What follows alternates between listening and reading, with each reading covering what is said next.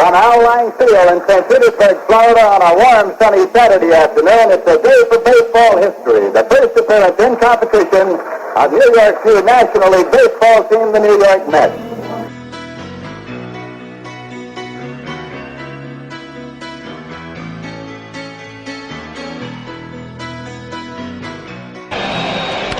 Line into left field, base hit for Carter, and the Mets are still alive.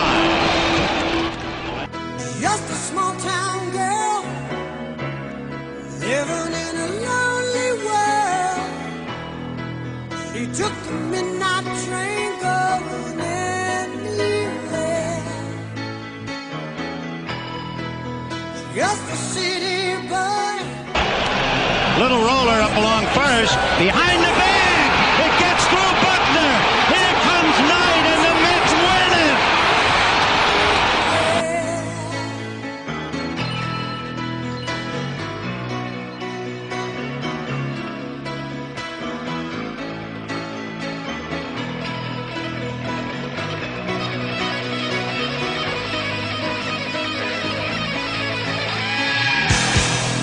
A singer in a smoky room, a smell of wine and cheap perfume.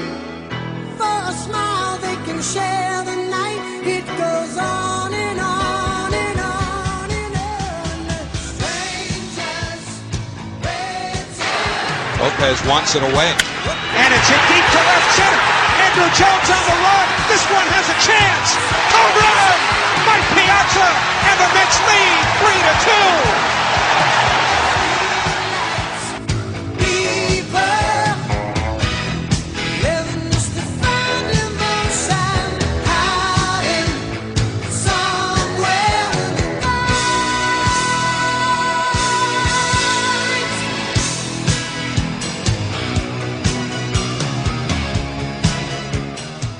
2-2 to right. Into the air to center field. Damon going back to the warning track. It's over his head and the Mets win it. David Wright with the walk-off hit in the bottom of the ninth off Mariano Rivera. And the Mets have taken game one from the Yankees, 7-6. Don't stop believing. Hold on to that feeling. Street life, people.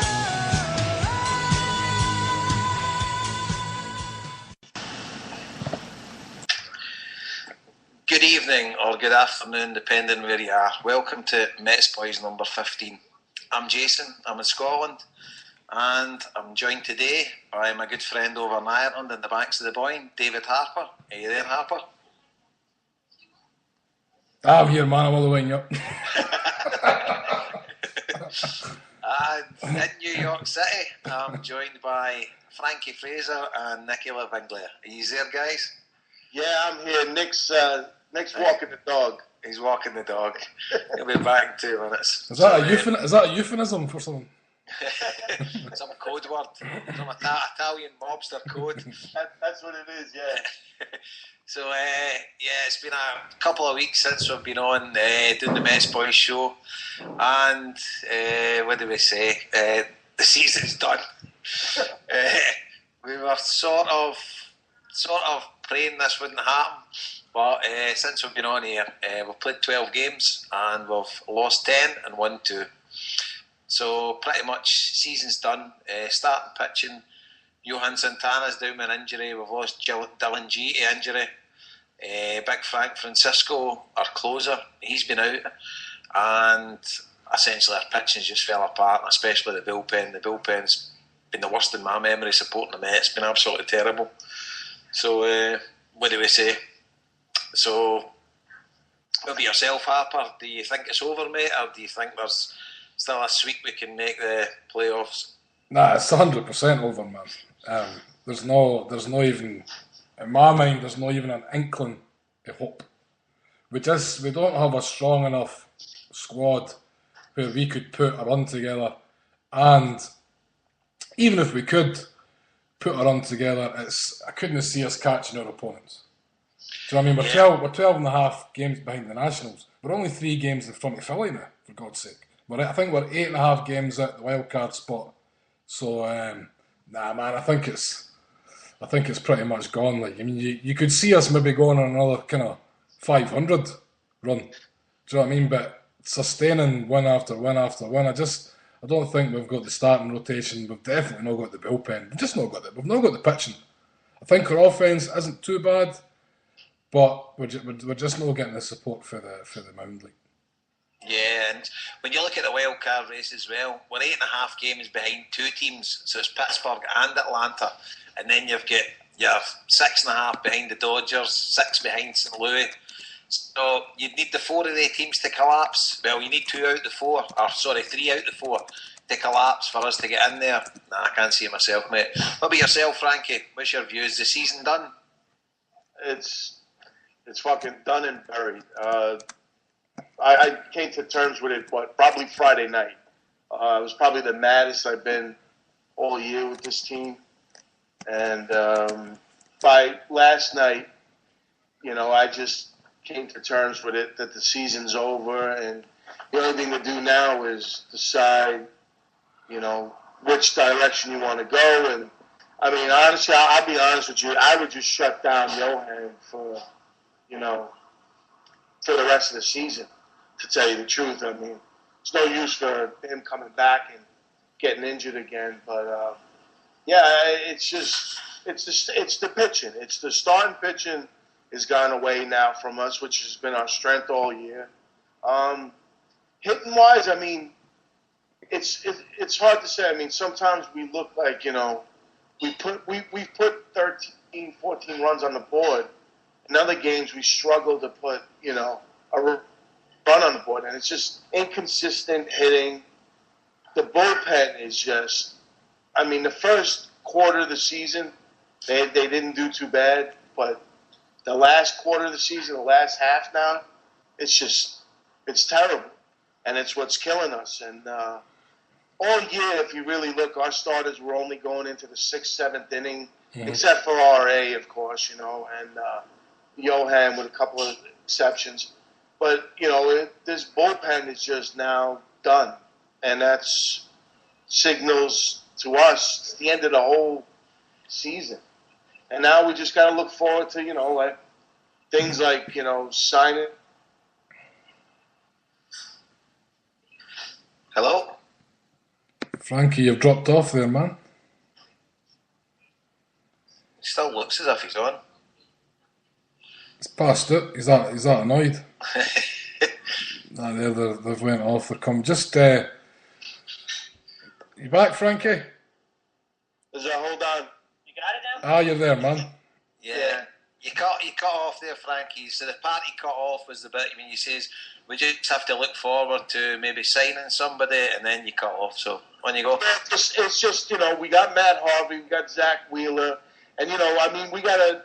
I haven't seen from the press yet about how we're going to go about. Are we going to be back in the signing of free agents race starting next year? I mean, we cut $50 million payroll, and I'm not asking for the $50 million back, but if we can spend maybe $20 million, we could pick up a nice right-handed bat. Maybe we'll eat a lot of Jason Bay's contract. See if we can pass him along, and I mean, if we're not, then we got to seriously think about trading guys that we can get a lot for right now. Frankie, you were saying there about not really seeing anything in the media, and I actually just seen today, an hour ago, someone asked, Adam Rubin, ESPN, who he tweets loads of Mets stuff and that, and he seems to be pretty clued in. Like, somebody asked him, will Mets make any sort of free agent splash in off-season to energise fan base? And he says no. Dollars will have to go to David Wright and Harry Dickey. Well, then I'll be honest with you. I mean, I guess we can start this now, because if we're going to go that route, then I hate to say it because I love the guy, but I think it's time to trade like David Murphy, Scott Harrison, guys that we could actually get something back in return, you know, and of value, if not more. And then, I mean, unless we all love the guy, but if that's the way you're going too, I mean, do we really need R.A. Dickey? You know what I mean? I mean, we can lose, you know, 80, 90 games a year without R.A. Dickey, you know what I mean? I mean, if we're not going to spend, then we got to go that other route, and we got to go completely with a youth system, and just wait for these Zach Wheeler and Matt Harveys to mature. But then, if you're saying if we're not going to spend, that's because we're putting the money towards Ari Dickey and David Wright. If we're not giving Ari Dickey the money, then there will be money then maybe for free agents. Yeah, I mean, it's kind of catch-22 when you're talking about Ari Dickey in that situation. Like, I mean, yeah. I mean, it definitely is. But I mean, if we're gonna go that route, and we're not gonna try to compete next year like that, then I mean, do we really need a guy like that? We're basically building for 2-3 years away then. Mm-hmm. So if we're going to build for 2-3 years away, you know, you kind of gotta bite the bullet with certain guys, you know.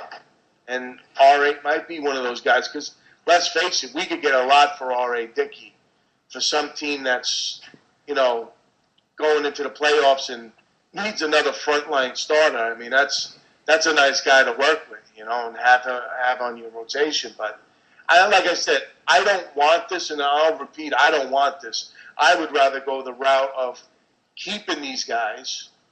I mean, maybe Scott Harrison's a little different. You can trade a guy like that, but keep R.A., keep Murph, keep guys like that, and then just, you know, build for the future and maybe pick up a couple of, you know, I mean, for the bullpen, what would we need? A couple of $6 million pitchers, you know, and a right-handed bat that's going to cost you probably about $12 million a year, kind of thing. So I mean, I'm looking for them to spend an extra $20 million. And in New York, and the prices we pay, you know, we should be spending about $110 million in my opinion, anyway. There's a big problem with that as well. Going to be the money that Jason Bay's commanding. I mean, I mean, he's just an empty shot. We're talking about needing a right-handed bat, and he's there and he's doing absolutely nothing. I mean, we've defended him on this show long and weary, but now it's just like the word struggle is Jason Bay's middle name, Jason Struggle Bay, because that's all you hear from the commentators. He struggled since he came off the disabled list. Well, he was struggling before he went on the disabled list. He struggled since he arrived in New York. Do you know what I mean? Yeah. What I mean is that he's tying up a lot of money, and just even to cut him and eat that salary is going to take a lot of money as well. Like, and it all affects the budget, I suppose. Like, I mean, he's making what, $16 million, I think, a year, and then he has one more year next year of like $16 million or $17 million, and then he has like a buyout option for the year after for like $3 million.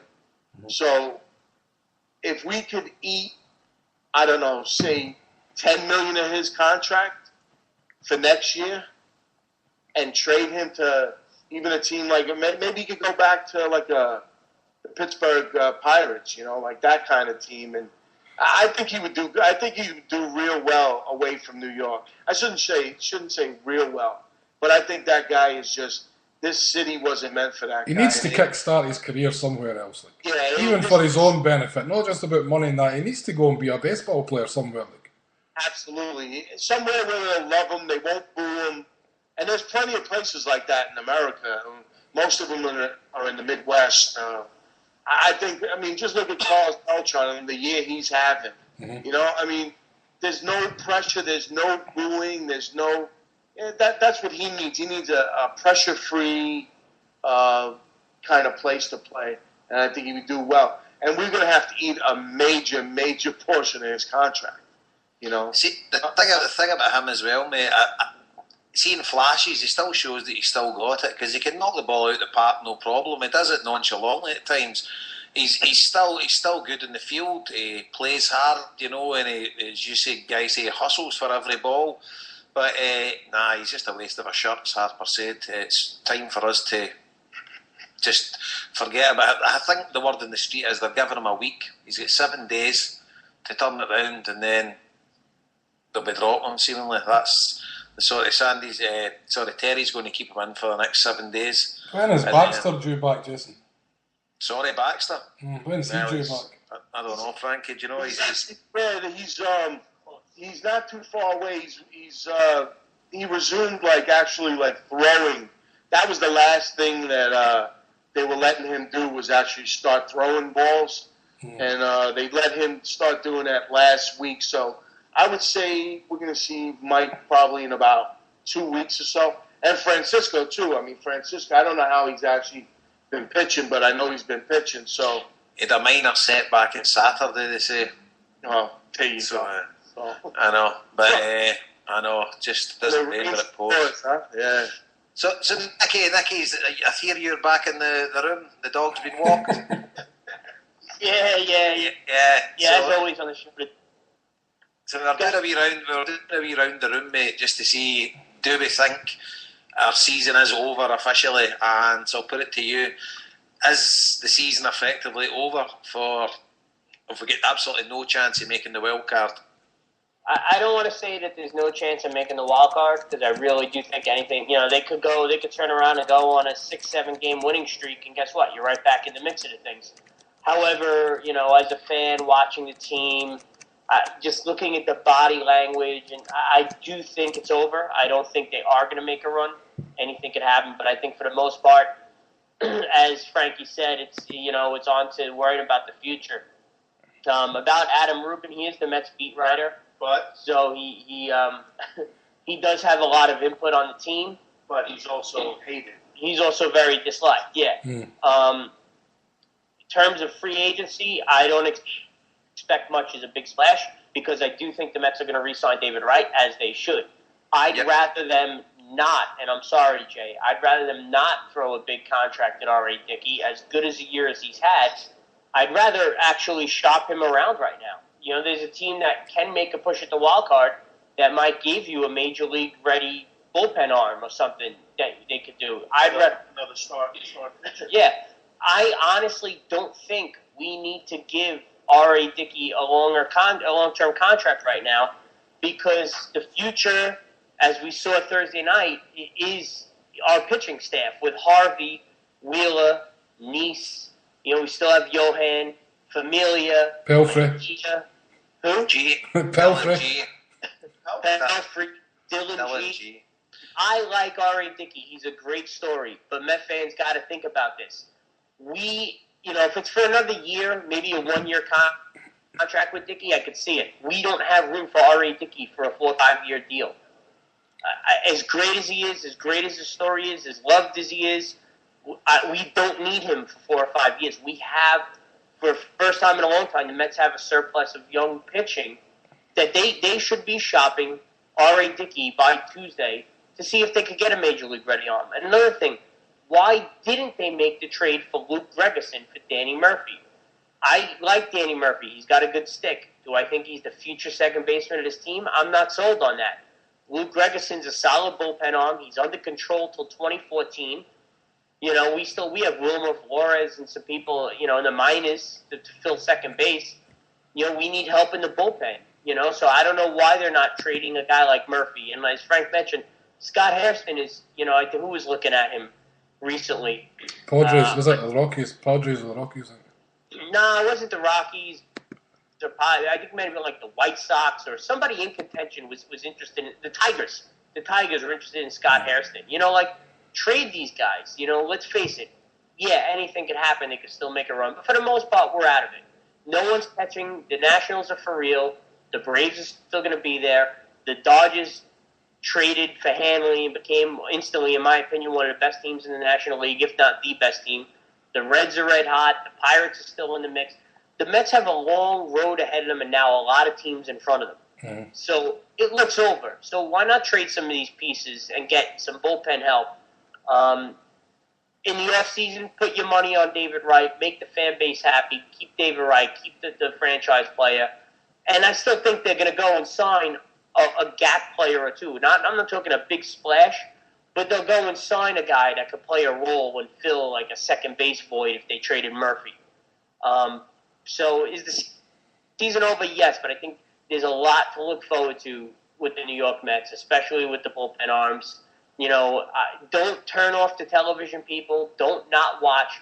I can't stand fans that stop watching. Yes, in the America, NFL camps are opening up, but you got Matt Harvey going out there once every 5 nights. You still got, Ike Davis hitting the ball. We have David Wright putting up an MVP caliber year. There's definitely a reason to still go out and watch the games, as frustrating as it is. But there's a lot to look forward to. Don't give up on this team. I really think the franchise is going in the right direction. Yeah, no, I would agree. But what I would like to, while we're on the subject to R.A. Dickey, I would rather trade Santana than Dickey. I think Santana's 33 years old. Whether it was that no-hitter or not, but he's been awful since then. Whether he's injured or not, is he ever going to come back? Would he be worth much in the marketplace? I don't think so. Well, he's past records. I mean, R.A. Dickey's 37, Santana's 33. You've got a lot more years out of R.A. Dickey throwing a knuckleball than you will Johan Santana. Yeah, I mean... That's my opinion. Yeah, I mean, the first thing you'd have to do is Johan would have to come back from his DL stint and actually pitch really well. Ah, you're right, mate, because what you're saying is with Dickey, you've got a ready-made trade there. Mm-hmm. Dickey, somebody picks up Dickey right now, they can make a run at a wild card, they can make a run at a pennant or, even a World Series, that's the kind of stuff that RA has this year. And I mean, this as much as it sucks, a lot of times this is when you have to trade guys at their best, and it sucks because that's where you're going to get the most out of the guy. And I'm the same way with Murph. I mean, I love Murph. See, to me, I like Murph more at second base because, I mean, I look at the way that guy's played this whole year. The way he is fielding now and the way he was in the beginning of the year, totally different Danny Murphy's. But if you are going to go this route, and this is another subject we got to talk about. I think maybe we should just blow up the team. And when I say blow up the team, I mean, yes, trade RA, trade Murph. And you know what?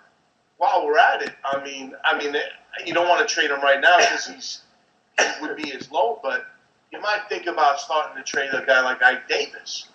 Because, you can stick a guy like Lucas Duda at first base. Now, he's not going to give you the same glove that Ike does.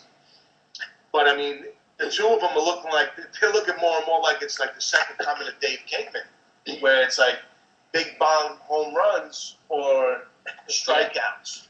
Well, they sent Duda down, and they have him platooning around at first and I think left field, but they want to get him out of right. Duda could play first. He's not going to have the glove. Look, Guy Davis can hit the ball. I think Duda, his physique, his swing, I think he's still a very immature hitter. But I'll say this, and I could be dead wrong. I think Lucas Duda is going to be more of a legitimate power hitter than Ike Davis will be. I just think his build, his swing, I think he's got more pop than Davis. But Davis, he hits bump when he connects. He has a great swing. Would you trade Davis? I don't know. That's a lot of runs he's saved throughout the year. He's made David Wright the Gold Glove third baseman he is. So it's tough. But in terms of the blowing up of the team, they already did that. They did it the past 2 years, and the fans all jumped off the Titanic thinking, oh, this is it. Mets suck. Their owners suck. This, that, the other thing. Look, I know Adam Rubin said, I really think, and again, I'll go back to this. They just what they owe in terms of the Madoff scandal is like $40 million now. They just found out the other day. I really think the Mets owners got all this good news with the Madoff. They just got handed redevelopment that's going to make them money in the long term. I think the Mets are going to be at a point they're going to start spending again. I think we need to see the offseason comes, but I don't think we need to blow up the team. I think the team's been blown up already. They got rid of Reyes. They cut that payroll last year. So everybody jumped off. The Mets are now at the point where the rebuilding is just about done. They have the young nucleus. They have a lot of young kids, I think. They just need to fill some gaps. And they need to sort out Jason Bay, and put a better player in left field and maybe get a true second baseman as much as I like Murph. They need to fill some gaps, but I think the Mets are about, I'm going to say by 2014, 2015, the Mets are going to be a World Series contender again. Nicky, do you think the fact that they've got the All-Star game will affect the way they go about building the team as well? That they want to look like they've got a better team, for want of better words, because they've got the All-Star game coming to City? I guess that I don't know. I mean, I think that's a good point. Actually, they might try to sign some players and improve. But again, I mean, it's been half a season. We're talking like the Mets are the Astros right now. The Mets, at the end of the day, they still could be floating around 500, which in our first podcast we said we'd be thrilled with. The only problem with that I say is it's now how many years in a row that we're shitting the bed after. Absolutely, it's 2-3 years. So this is a bad sign. This is something that keeps happening. Every season since we went to the new stadium. Yeah. Well, part of the reason is because of the bullpen. I mean, look at Josh Edgin. Up until this West Coast trip, I haven't looked at the stats recently. Josh Edgin had the most appearances of any reliever in baseball. So the bullpen, yes, is crapping. But Francisco's hurt, which changes, takes Parnell out of the 8th inning.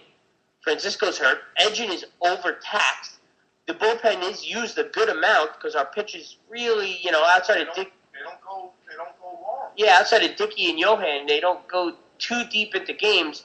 So, I mean, we did, again, come out of the All-Star break and really crap the bed. I mean, those 6 games against the Braves and the Nationals, that was baseball that needed to be played and won.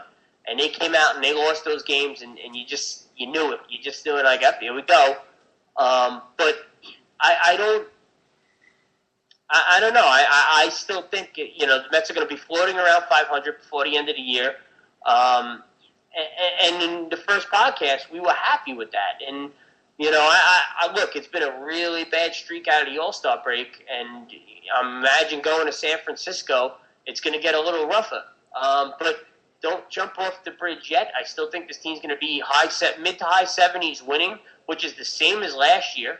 And they lost Mr. Reyes, and they lost some other people. But that's that. See, that there's another point, though. I mean, last year we did this with Reyes and Beltran. You know what I mean? I mean, we got rid of Beltran right at the trade deadline. But, I mean, this is a worrying. I don't know. I don't want to downplay the fact that this is a couple of years in a row of this crap in the bed in the second half. And I mean, that's, to me, it's like are these guys in shape? Are they used to playing, this many games? I mean, do they have to play more winter ball? I mean, this is something that the organization, has to look at. And again, and to play the devil's advocate about the Wilpons is, the bullpen's been shit, but we kind of knew this going into the season, and they should have spent a little more money on the bullpen. Well, they did. They got they tried to improve the bullpen. Well, no, they're terrible, but you can't say they neglected the bullpen. They put a Band-Aid over a gag. Oh, agreed. They could have done better, which kind of brings back to the point is why not go get Luke Gregerson for Danny Murphy? I don't get that at all. The only thing is how long. I think that guy's only signed for one more season, right? He's under control till the end of 2014, from what I understand. Well, if then that's the case, they should have. They should have. I mean, the guy. So yeah, I love Murph. I mean, but again, if we're going to go this route, I would just blow up the team and get rid of about almost everybody except for Wright, Tejada, Spin, Tejada, and Wright. The rest of them can go. Well, and keep the pitching the way it is. Keep all the pitching the starters. Obviously, improve the bullpen. Well, you got to keep Nice. You got to, yeah, guys like that. I mean, Dylan Jean. Yeah. I mean, and I'm thinking like Kurt Pelfrey. When he comes back, that might be a guy we put in the bullpen. He might be a kind of bullpen guy. because I think he could do a job like that. I don't think he's a starting pitcher personally, but you know. One thing is, see with big Frank Francisco. I mean, I know we've defended him on here, and he's been the wrath of loads of Mets fans throughout the season. But by God, have we missed him? Mm-hmm. Big time. You know, I mean, I don't know if it's just Frank Francisco or it's the fact that it was our closer. Because you say it's Bobby Purnell then doesn't get the 8th inning. But by God, we've missed Big Frank big time. But Jason, we've not had that many save opportunities either, though. Do you know what I mean? Well, whatever.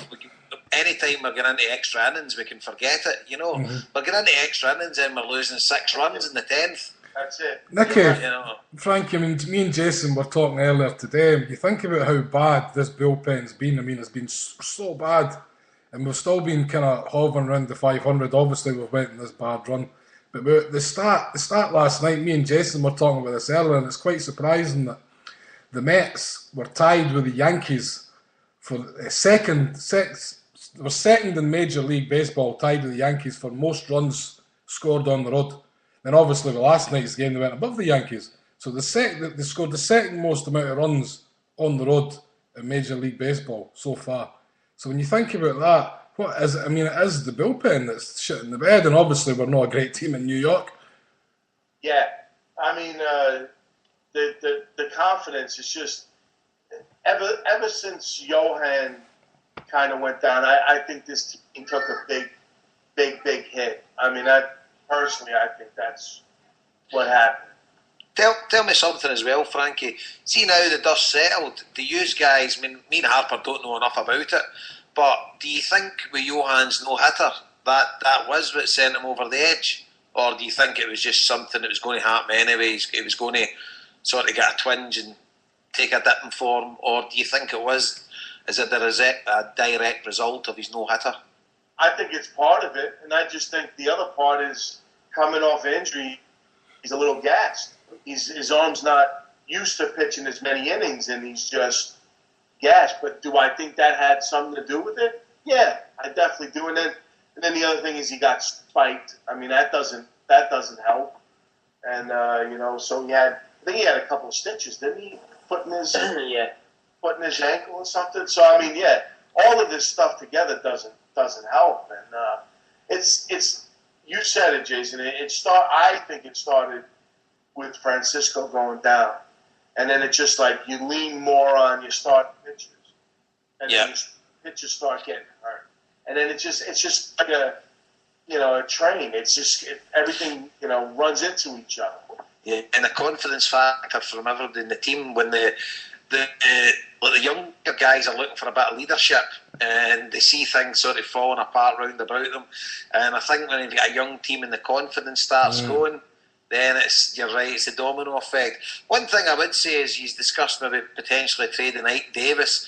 I would be wary of trading Ike Davis because I think Ike Davis, still being a young kid, I think he's battled through a lot of adversity this year. Because obviously he had his troubles at the start of the season and he was absolutely terrible. But he's played out of that and he's found himself again. And I think that will stand him in real good stead in the years to come. I think he'll be a top player. And he had the Valley fever as well at the start of the year. So Yeah, but I think a young player fighting through that, because that could be the end of a lot of young players. They have a great season, then they just go to pot and they can't sort of play their way out it. So I think in the years to come, I think Ike will be a top player. But no, as you said, the three players, Valdespin, Wright and Tejada, they'd be my three most valuable outfielders. And the rest of them, any of our, like, whether we're going to play Valdespin in centre field or whatever, but whatever, left, right, I don't know, shortstop, obviously Tejada's there, but I think every one of our outfielders, there's none of them really do it for me. And I know we were getting excited about Kick and stuff like that, but they're just shown now to be AAA players and young kids. And as the season goes on, they're sort of... Yeah, see, I got overexcited too easy. I think a couple of games and somebody, they're excellent, and then you just realise you've made a complete part of yourself. I don't think you really have, Jason, though, because I think you kind of hit the nail on the head, though, just there a minute ago when you said that they're young players and once the team started to slump, they slumped with it. Do you know what I mean? I'm putting my hopes on them that they're ready to take this team to the playoffs just now when they're far from it. But I promise next season I'll be a bit more reserved. Because Your arse. No, well, see the thing is, it's the hope that kills you. You've obviously had no drink today. That's all I'm saying. Well, the Mets gave us big hope this season, and then after the All-Star game, the last 2 weeks just have been ripped away from us. It's absolutely gut-wrenching. So it is. See, when you were just talking about Ike Davis there, Jason, did you see his fan club behind the home plate on Saturday night? Yeah, man, brilliant. Like Ike. The boys were class, like. Yeah, but I didn't realise he's from Arizona, isn't he? Yeah, he's an Arizona kid. Yeah, but you made a good point as well, Nicky. Don't turn off. Absolutely not. I'll still watch the team every night, and still get no sleep. Still wake up in the middle of the night, get the phone on MLB TV. I just wanted to see more of the Mets. But if you had a crystal ball, we should have traded Johan the day after he's no hat. That would have been met. It wouldn't have been met too well in the confines of Queens. But when you've got a crystal ball and you can look back, and as you say, if it is to trade R.A. Dickey, then why not? The guy is 37, and if we can get a top bullpen arm for him, then who knows? But it's just. Me and Harper, he's the only guy when he takes the mound I expect us to win. He's the only one. There is no other.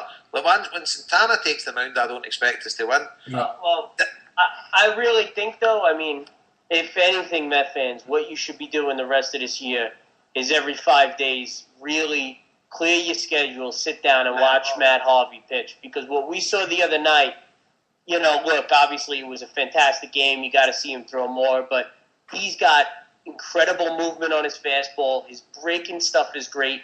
And not only was it great, he was locating it, hitting the corners, control over his pitches, and he's trying to develop a changeup. What we saw is the future of the New York Mets. And apparently Zach Wheeler's even better. We might see him in if not September, we're going to see him in camp next year, possibly going for the rotation. So you want to feel good about the Mets? Watch Valdespin, watch Matt Harvey, and just the future is bright. It's oh my God, with Matt Harvey the other night, Tejada, but Matt Harvey the other night, if he didn't give you something to look forward to as a Mets fan, you might be dead. And do you know what, Nicky? I think he's 24, 25. It's a pretty good age, to be coming in. He's pretty. It's not like he's a 19, 20-year-old kid, do you know what I mean? Well, yeah, in baseball, it does take a little longer to develop. It's not like football where you'll see a kid come up at 19, 20. I know Strasburg came in at 19 and struck out 14, but look what happened. Look, they might have his shoulders shot already. I would say 23, 24 is a good age for a pitcher. 27, 28 is probably when they really hit their peak. How old is Wheeler? I'm sorry? How old is Wheeler? He's a little younger, I think. Matt Harvey's 23, and I'll tell you just now, Zach Wheeler is... Zach Wheeler... I think he's like 21, 22, Wheeler. He was born in 1990. May the 30th, 1990. So he's 22. I was in 7th grade. That's just a year below me, school. I was 19 years old. But just watch the kid Harvey pitch. It was amazing. Me and Frankie were texting each other, and next day I went to work. I was talking to my friend, and he said after the first inning, you just knew there was something different. This kid has the tools to be a great pitcher for the New York Mets. When you say that, I don't claim to have anywhere near the knowledge. In fact, I've not got any knowledge. But I sent Jason a message after 3 innings saying because I was watching the game the next morning, but I don't have a schedule to clear. I don't have a schedule, so it went dark on Twitter. I watched it so it was live. And I sent a message to Jason after 3 innings. I said I'm not caring how the rest of this goes for him. But you can see this guy's got the goods after 3 innings. It was brilliant. And I text back and I says, make sure you get back to me when you've watched the full game, because he wasn't wanting to know the score. But I was dying to see what he was thinking. But no, he blew me away. I mean, I was going to discuss that in this part of the show, but he absolutely blew me away. He was brilliant. But yeah, I got a bit too carried away. But I thought Terry Collins, he was effusive in his praise of him. I just thought when they interviewed his mum and dad sitting in the stadium, they seemed very level-headed, and obviously his father totally excited, seeing his son pitch in the major leagues. Sister wasn't bad. I know. Yeah, but you ever get the feeling? You get the feeling he belongs there. He stood on the mound and he belongs there, and he wasn't brash. He wasn't. He didn't look as if he was fully himself, but you knew he had an inner belief and he had an inner confidence. And that fast, what was he throwing the fastballs with 97 mile an hour or whatever? It topped out at 98. 98. Unbelievable. He normally throws between 92 and 95. And he was located. He was hitting the corners. I mean, he was hitting inside. And I'm learning this. It takes a bit, and he's no frightened to put one high up as well. Have a go at the guy. Yep. And it was. I'm learning listening to you guys, and it's a big thing now when you see guys that are pitching fastballs, they pitch it inside. Not to mention that, he singled and doubled as well. Exactly, what a bat he had on him as well. Yeah, put him in right field. Well, and it's like when you say he went up and in on a couple of batters, but also that late movement on his fastball kind of breaks in on the right-handed batters, which if you think it's just a high fastball and you're swinging at it, next thing you know, it breaks in towards you. Now you're in mid-swing trying to defend yourself. It's a really great. He got pitch. Upton on one of those. Yeah. He made Upton look like a fool on one of those, where it would just look like he was trying to save him from getting hit. Yeah. Because you think, high fastball, and then you start swinging, the next thing you know, it's coming towards you, and that's when then the next pitch you throw is you either throw a slider or you throw that wicked curveball of his, and the person thinks the ball's coming back at their head again, and they dip out. Yeah, and he'll throw it on the outside corner, and he's probably stepped back in the batter's box, and then he has to stretch for that ball on the outside of the plate. I mean, he's got a lot of tools to be a great pitcher. Ron Darling was saying that every pitch that he threw had meaning. Yep. Which means he's a heady guy. Mm-hmm. Which means that he doesn't only just throw fast, but he knows what he's doing with his pitches. Yep. So that, guys, that's something that you don't get with every pitcher. No. And it's very rare, actually. And that's why a pitcher like Johan coming off the surgery was more.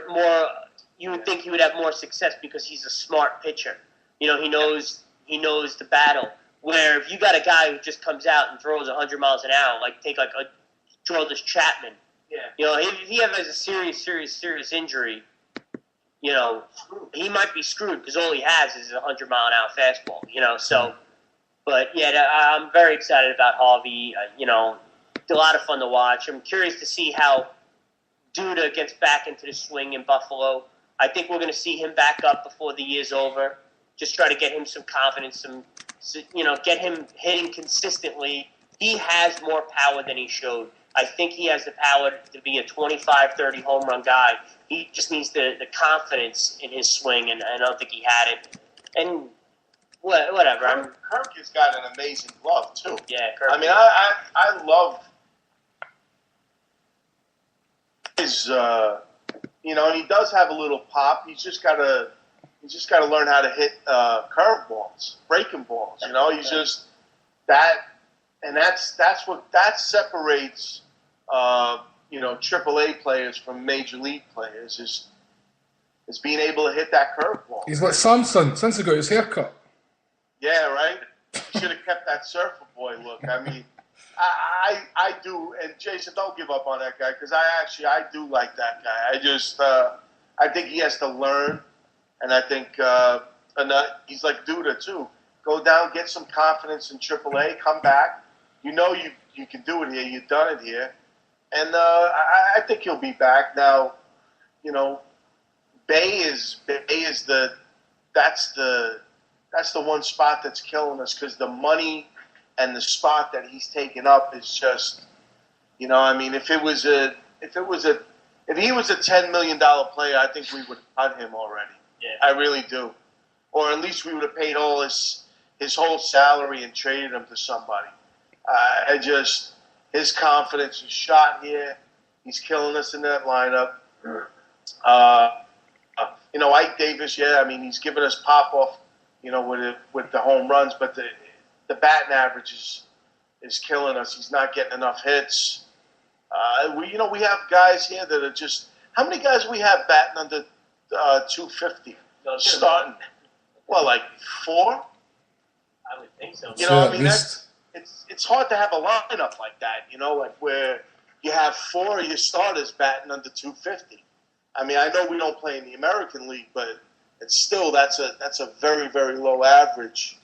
And guys like Murph and David Wright are keeping that average up. So, I mean, there is a lot to look forward to with the young guys, but I really do think, and I think we should start looking to trade some guys right now and just start loading up the farm system. Frankie, that's what we did in the early 80s, and that's how we won a World Series in 86. Frankie, do you think the problem with, like, say, Kirk and Duda, they've just been asked to play too many games in the first half? They've just played far too many games for young guys. When you look at Valdespin, he's come in and out. Quintanilla, I know he's been traded now, but they only, like... Duda had like a daily role, practically. And he wasn't ready for it, nowhere near ready. Like, I mean, his defence is all over the place. I just think the guys were asked to play too many games too quickly. And as you say, I mean, it's a pressure club to be playing so many games as a young guy. Like, I mean, I totally agree about Lucas Duda. I mean, Duda should not have been playing as many games as he did, and especially playing in right field. You know, I think he should have been playing in left field. It's just. And I think the same thing with Kirk. And I think a lot of that, again, now goes back to another injury and Mike Baxter getting hurt. Yeah. I think if Baxter doesn't get hurt, I think a lot of these guys get a little break and maybe they don't struggle as much. Because you guys got to – it's like imagine playing football and you used to playing 40 games a year. And now all of a sudden you play – and now you're playing 80, 90 games a year. Mm-hmm. You know, you're going to get worn down. And it's the same thing with these baseball players. These guys coming out of college, and then they go into the minor leagues, and now into the majors. It's the step up is crazy. And the amount of games that you play, you have to condition yourself to playing 162 games a year. Probably psychologically, more than anything else. More than anything else, exactly. And the travel. I mean, these guys aren't used to getting into planes every 3 days and traveling, 6 hours, 4 hours, 3 hours. You know, I mean, it's psychological more than even physical. I think for me, correct me if I'm wrong, you guys in New York, but obviously we're playing in the major leagues. Guys like Kirk at the start, him and Duda, they've got the unknown factor to the top class pitchers. But once they've been round the circuit a couple of times, they maybe played 30, 40 games, these pitchers are watching videos of them and they know exactly how to pitch against them. So is that not a big factor as well, that you've got your top class starting pitchers? Absolutely. It's called having the book on somebody. Yeah. Once you see them up in the major leagues, and I mean that's what they were doing to Ike Davis. Yeah. I mean, they were throwing him nothing but breaking balls. They just said, do not throw him a fastball, anything but a fastball. And that's what happened to Ike Davis, and that's why he went into that extreme slump that he did. Good. You're absolutely right. I mean, that's part of it, and that's goes back to Mike Baxter getting hurt. I think Baxter would have gave these guys a lot of breaks.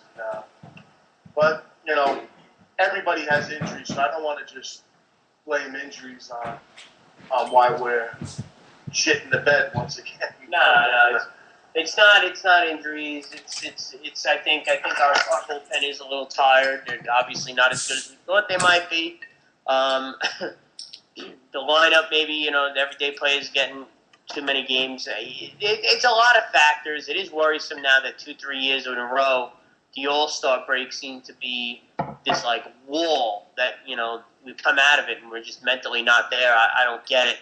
But I think the first half of the season we all got very excited and maybe got a little ahead of ourselves. I think what everybody said the Mets were going to be is kind of coming out right now. However, I still think they're better than that. And I do expect them to turn it around and win some games and still flow close to the high 70s, 80 win mark. I really do. But, you start, me and my friends at work, you start looking at, well, who's a free agent this offseason? And you start thinking about deals for, like a guy like Scott Hairston that's a bomb. Who hit that, Hayward? Oh, my God. I'm watching the Braves Phillies right now. A guy like Hairston is I like Scott Hairston. I don't want to see him leave. I think he's a great role player. But he has a chance to be a role player on a contending team, and you have a chance to get into a bullpen arm back and set yourself up, and improve the team next year because that's how you build teams. Now you got to start thinking.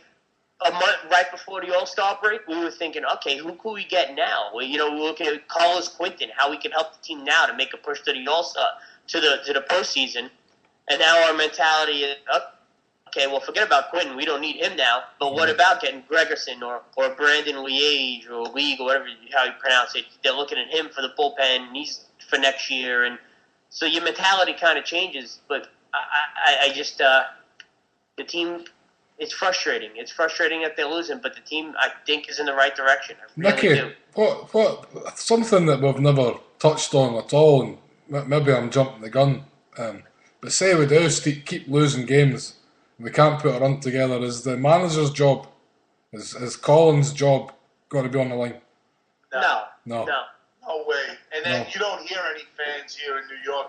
I mean, what I'm hearing on FAN and I'm hearing from some of my friends is, actually, some of them, if anything, they're souring a little on Alderson as opposed to Terry Collins. They're just saying Terry has nothing to work with, so he's doing the best that he can. And no, his job is completely safe. And the guys that are talking that about Alderson, they do know that the purse strings are controlled not by Alderson, but by the Wilpons.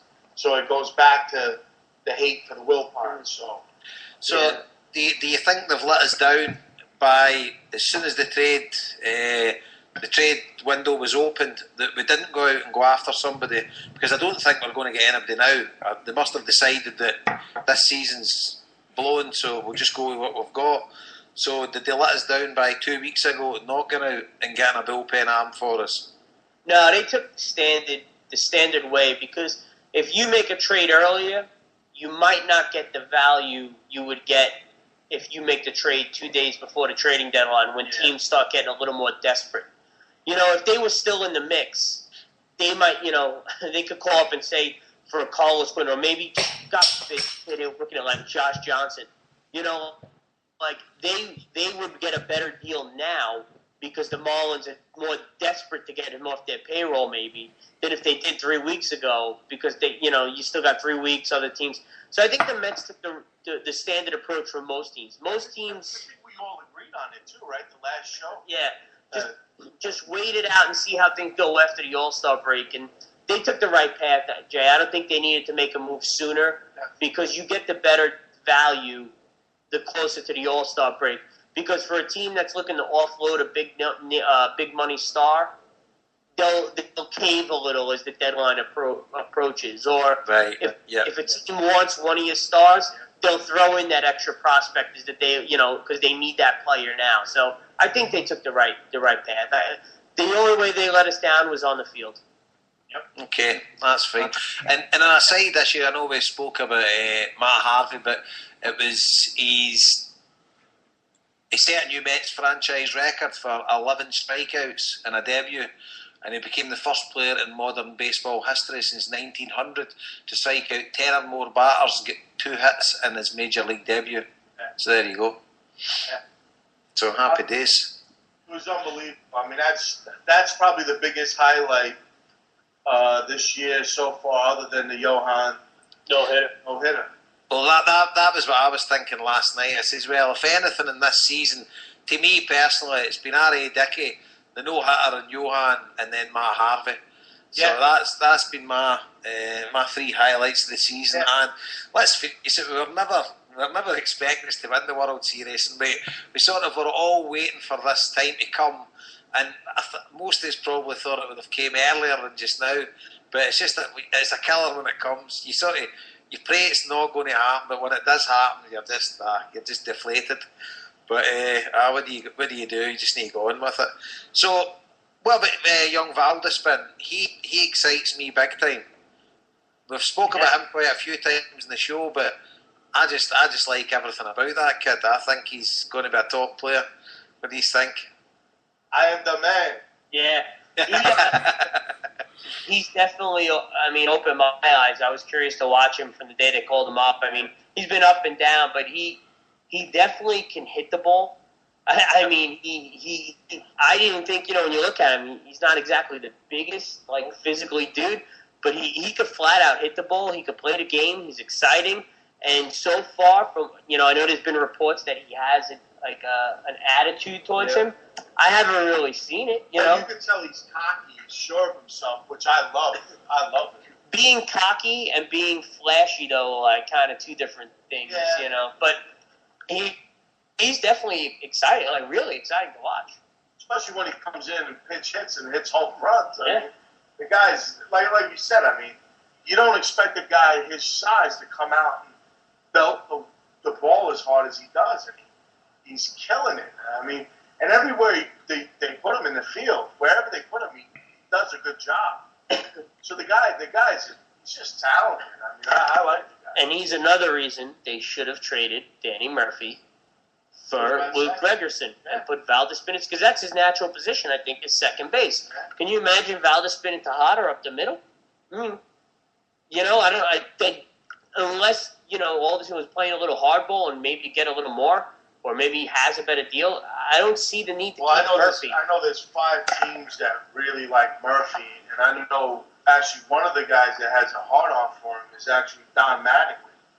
Don Mattingly supposedly is going around telling people that if he gets a hold of Murphy, he'll make Murphy a 25 home run. Okay.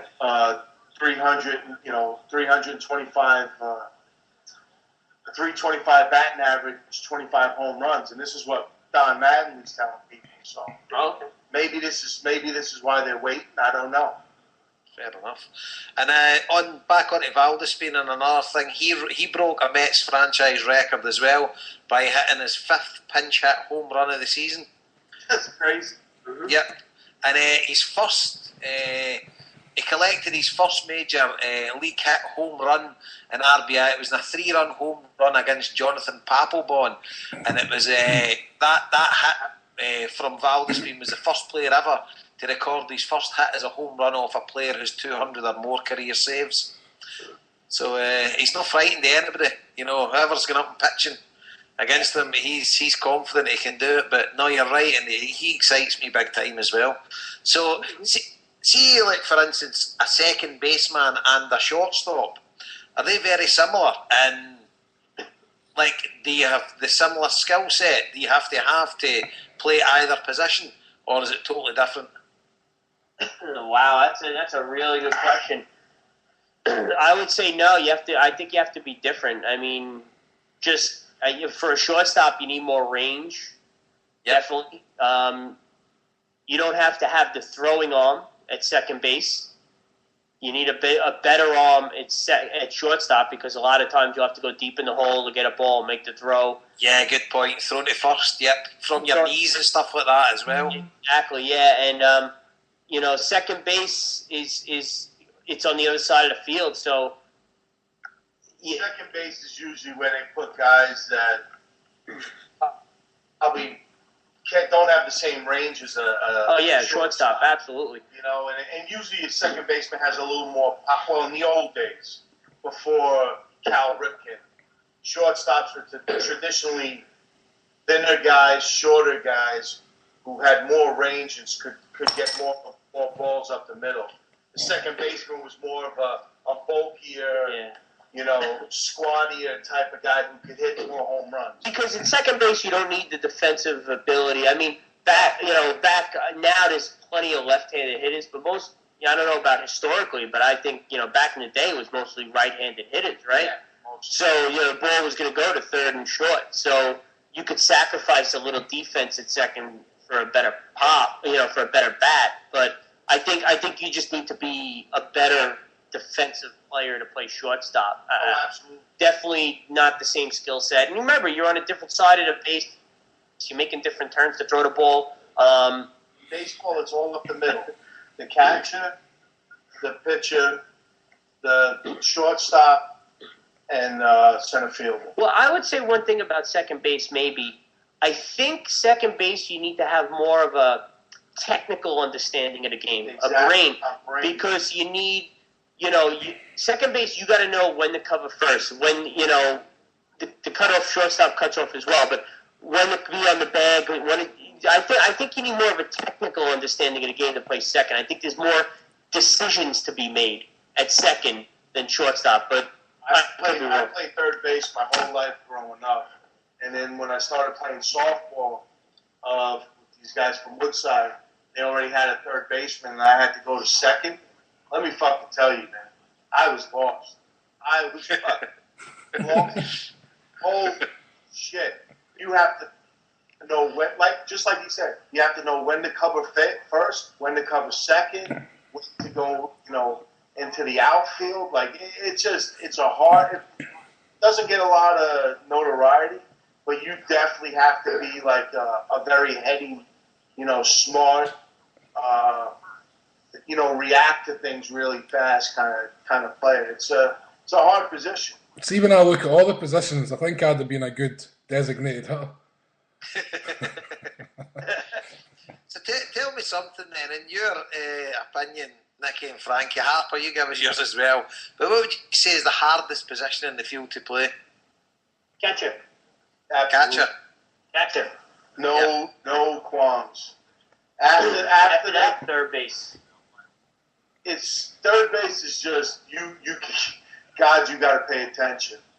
You can never go to sleep. You can't be a wandering kind of spirit, looking up at the clouds, because you're going to get fucking killed, man. The ball comes at you so fast. But now, first base is almost like that. Yeah. With all the lefties, Mm-hmm. But I would say, as far as fielding wise, shortstop and center field, you have to cover the most ground. Those guys cover massive amounts of ground, but the hardest fielding, without a doubt, is catcher. No doubt. Yeah. So what's the easiest position in the field? Oh, is my opinion no wanted now? Sorry, I'm coming to you next. This is what the guys will come to you. It always used to be left field when I was a kid. That's where you stuck the kid who was fucking horrible. Yeah. You stuck him out in left field. So why left field if you'd more right-handed hitters than right field? I don't know. Maybe because nothing really got past the. Yeah. I suppose when you're playing with kids, they're no bottom out of the park sort of thing. Yeah. It's also a much shorter throw. Yeah. The home plate from left. And they don't have to throw to first base. Right. It depends on you. It really depends on the league, too. I just remember when I was a kid, they always stuck in left field. The worst kid in left field. Yeah. For some reason, balls never really went out there. I never know why. You're killing me, Smalls. Yeah. So what about yours, Harper? What do you reckon, mate? Oh, I thought you were talking about an entire team. I would have said that the starting pitcher has got the hardest job. But if you're just talking about the fielding and that, I'd probably listen to the guys. I hadn't really thought about it before, but catcher probably definitely when you really think about it. I hadn't really thought about it before. But obviously the easiest. Well, I just have to agree with it, man. You should have asked me. You should have asked me first. I could have made a complete fool of myself. So out of to me, I think obviously the most important is your catcher, because we discussed that when Aloha Mick was on and everything. But shortstop to me would be I would say that would be the guy you would have. Your shortstop, is he the most valuable player in your team? Is he normally the guy that will command the most money? As a rule of thumb? No, I mean, what's happened in the last, 15, 20 years, ever since Cal Ripken is, you've gotten all of these guys now that play shortstop. They're guys that kind of like, like Jeter and Nomar and then A-Rod, all these guys, they started becoming these bigger, taller. Like, you never had a shortstop that was over 5'9", 5'10", ever. Huh? And now these guys they're all like 6'3", and they're shortstops. I mean, I don't think they have the range that they did when, say, like a Ray Ordonez for the Mets back in the 90s. Ray Ordonez that guy could cover more ground than anybody I ever saw. I mean, even Ozzie Smith, I think, didn't. I shouldn't say that. I mean, Ozzie during his career could cover as much ground as anybody, but they made their money with their glove, and that's how it used to be also with catchers. The catcher was just a guy who batted like if he was an all-star, he was batting like 260, 270. And he was just a guy who was really good behind the plate. Now, they get guys that can bop the ball and put him behind home plate. It's not that kind of position anymore. Baseball's changed in the last 20 years with that. Frankie, see the shortstop. See, why is it the shortstop seems to be the lead-off man for the majority of teams? Just because he's generally because he's fast. He's faster because more range, faster. Shortstops are generally a faster player. I can't remember the last time I saw a slow shortstop. You can't be. Yeah, you need the pace. Jeter can't be that fast. No. He was a leadoff hitter. Yeah, for years. He still is leadoff hitter for the Yankees. Cheetah has the range. When you say fast, do you mean Jose Reyes fast, or do you mean faster than Josh Tolley? No, when I say that, I just mean when I watch the majority of games, right, the shortstop seems to be the lead-off man for the majority of teams. And that's just what I was wondering. Is it because generally a shortstop, like Jason was saying, is normally a kind of a smaller guy who has to move a lot, so he's generally quite fast or agile, if you like. What's the other position that they usually are? Center fielder. Yeah. The two positions where you probably got to cover the most ground. Yeah. No, that makes sense. So you're not sticking Prince Fielder in at shortstop then, it's safe to say. When I was growing up, the best athletes on the team were always the pitcher, who then, when he wasn't pitching, would either go to shortstop or center field. That's when I was a kid. I'm sure the same with you, Nicky, right? The best players, best athletes on your team, pitcher, and he was usually shortstop or center field, right? Yeah. Is it true that when you were kids growing up, because I've heard in some other baseball podcasts I've listened to, that historically when you're playing when you're a kid, the best hitters are the pitchers? Yeah. So the best guys at bat are the pitchers? No doubt. And that's probably normally the case through high school. I mean, even in high school, the pitcher is normally one of the star players on the team. I think when they start hitting college and after high school, if they get drafted to the minor league system, they start specializing. Yep. And once you get into that and you're really thinking you might have a career, if you're a pitcher, don't worry about the bat. Yeah, and they stop them hitting, and they're in actual fact one of the best. Yeah, that's good stuff. Just look at Matt Harvey the other night. Look how comfortable. Exactly. Look more comfortable than Lucas Dugan did last. He looks more comfortable than Jason Bay, I'll tell you. And I'd like to see his wage packet compared to Bay's. But no, that's good stuff. So you make me feel better already. So listen, in this part of the show, we got an email a couple of weeks ago for one of the guy, Tony Chambers, the Hang the DJ in Celtic Mind. He emails in quite a lot, so he's emailed in with a few questions. So I just thought we'd cover these questions just now, put it out to and I'll go to Harper first, and then I'll go to you guys. I was only kidding about making a fool of me, man. Right, so that's the first half of the season and a bit over. So who would be our votes, first of all, for the most valuable player So who would be your vote for the most valuable player, Harper, David in the Wright. first half of the season? David Wright. I would go with David Wright myself. And he was laughing when I said that. But what about you guys? What about Frankie and Nicky? Who'd be your most valuable player? Is overall on the Mets? No, for the full shebang. Oh, I thought you were talking about the Mets. No. I'm still going with David Wright. But Oh, you mean the entire baseball? yeah. Oh, let me think. It's got to be the MVP. Is always an outfielder? Because I see why Young goes to the picture. No, honestly, right now, guys that come to mind, McCutcheon for Pittsburgh. Yeah. You got to put Carlos Beltran in the. Beltran's been pretty good. Yeah. You got to look at. And for the Reds, Vota. What's his name? Vota, but he's been hurt. He's got hurt. Yeah. Well, the other thing is, you want to talk about, because you get hurt doesn't mean you're out of the race. I think Votto is someone you think of. But look at Matt Kemp. He was hurt. Look how we beat the crap out of the Dodgers. He comes back and they beat the crap out of us. So there's a guy you got to consider. I think you can talk about David Wright, David Wright's in the talk, yeah. See, to be honest, I don't know enough about players for other teams to make a proper judgment on that league. Okay.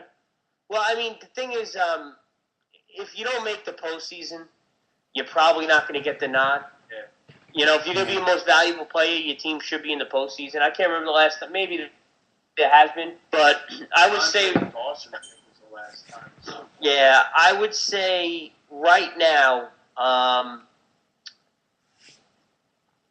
if you take in the National League, if the Pirates make the postseason, I could say McCutcheon. Melky Cabrera's been having a great year. In the American League, I would say that kid Mike Trout. Oh, absolutely. Mike Trout might be a runaway in the American League. He's been that good. Paul Konerko's been good. Joe Mauer has been good. So there's been a lot of players. Trout's that's the easiest one. The American League is Trout runaway. Yeah. It's hard to tell right now because you have to see how the end of the year works and who makes the postseason. Because an MVP normally will come from a postseason team. Who knows? Like a guy like Bryce Harper goes on a fucking tear. He's going to be Rookie of the Year anyway, isn't he? Yeah, and the way the Nationals are playing, they're definitely going to go to the playoffs. Zimmerman's been brilliant for them as well. Mm-hmm. Yeah, there you go. But that's another thing that works against guys, though. If you have two guys on your team that are killing it, they usually split the votes, and somebody else will get in. So it's like I get you. 1988 when we had Kevin McReynolds and Darryl Strawberry, and they split the votes, and I forgot. Kurt Gibson got it or something like that. So I forget who got it. Yeah, I don't know. Okay. I'll go David Wright, National League. Fuck it, I'm biased. We got nothing else to fucking do, so I'm going D. Wright. I gotta wait on that. I mean, it's still a little early to think about MVP because you don't know who's going to make the postseason, and like you said, you don't know who's going to make a run. All it takes is Joey Votto to come back, have a great.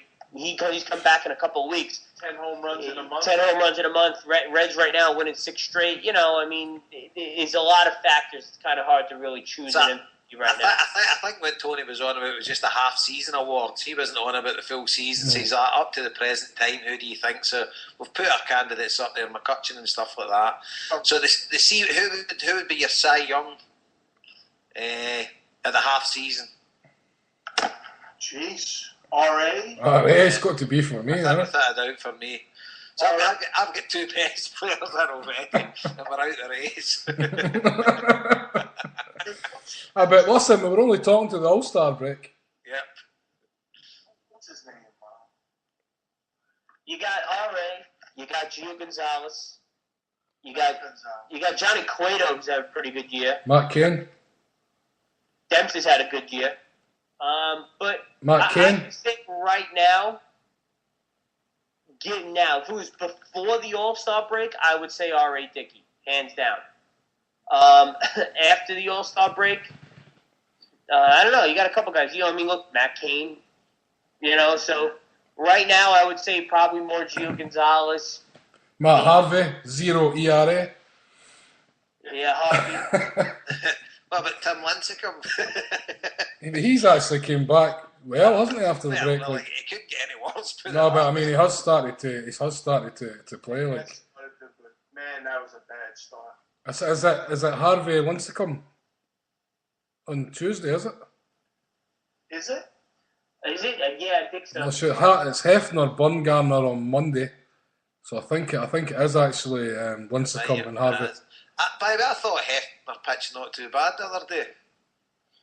He actually did pitch well. He did. Yeah. It wasn't too bad. Oh. Never got much support, but there you go. So, so Cy Young, so rookie and manager of the year. So who would be our rookie of the year so far? It's got to be, for me, it's Matt Harvey. It's got to be Bryce Harper for me. Like.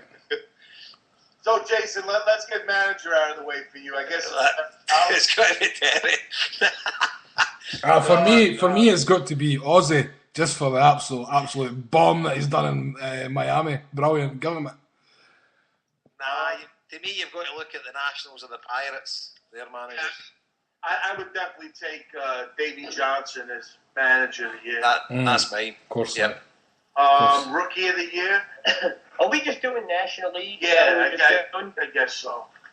You do whatever you want, mate. With plenty of time. Rookie of the year is Mike Trout, hands down. The guy on the Angels, hands down, Mike Trout. But National League, we go. National League a little more challenging. Mike Trout, I haven't even heard of him. Do you know what? I haven't even heard his name. This is the first time I've heard his name in my life. Angels, LA Angels. That shows you how much I pay attention. Like.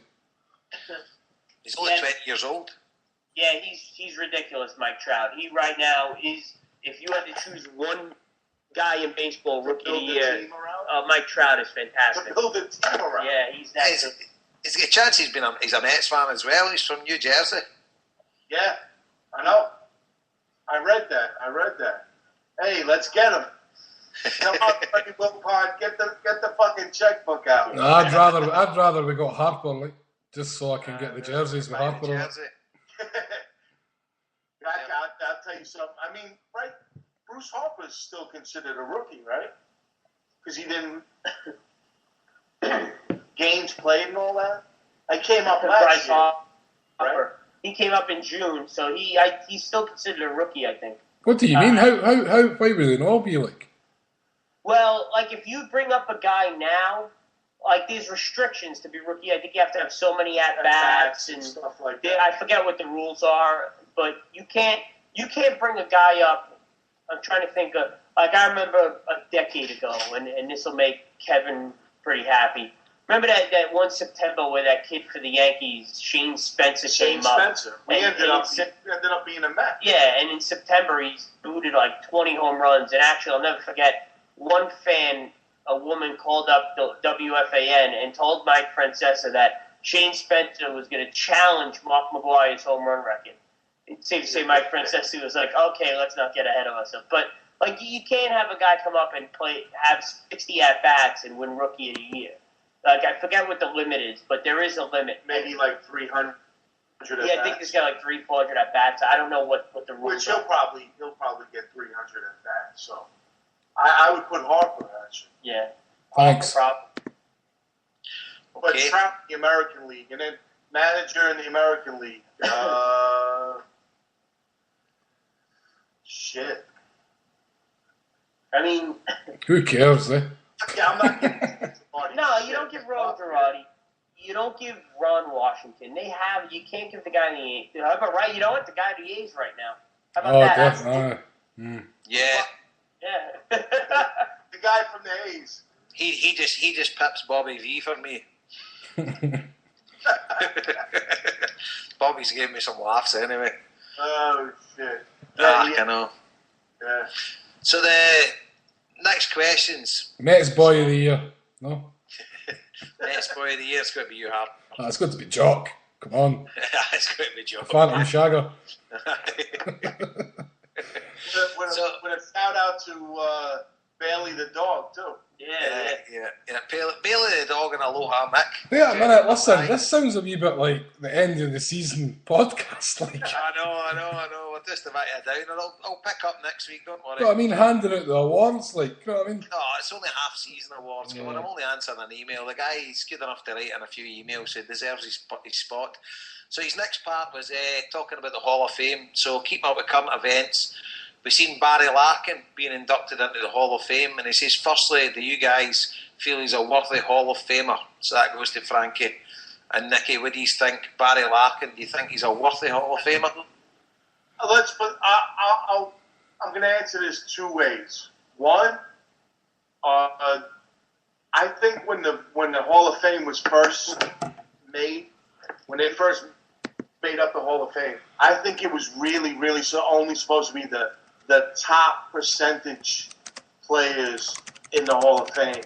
But ever since, I don't know what, the 70s, 80s, the amount of players that have gotten in, I would say, yeah, Barry Larkin definitely deserves to be in the Hall of Fame. But if you went by the Hall of Fame, like the first couple of classes, like, I don't know if you guys realize, but Babe Ruth got like 80% of the original ballots for the Hall of Fame. So there was 20% of the people that said that Babe Ruth wasn't fucking good enough for the Hall of Fame. You know what I mean? It's like, yeah, I know. Standards have kind of like dipped in the last 30, 40 years. But yes, absolutely. I mean, look, going by that rate, and I'll say it again, I'll say it till I'm blue in the face. Keith Hernandez should be in the Hall of Fame. And Keith Hernandez doesn't think he's a Hall of Famer, but his glove and the way he commanded on the field, and he won a co-MVP in 1979, and he won a World Series. I think he should be in the Hall of Fame. But so that's my long-winded answer on that. But yeah. How about you, Nicky? Barry Larkin deserves it.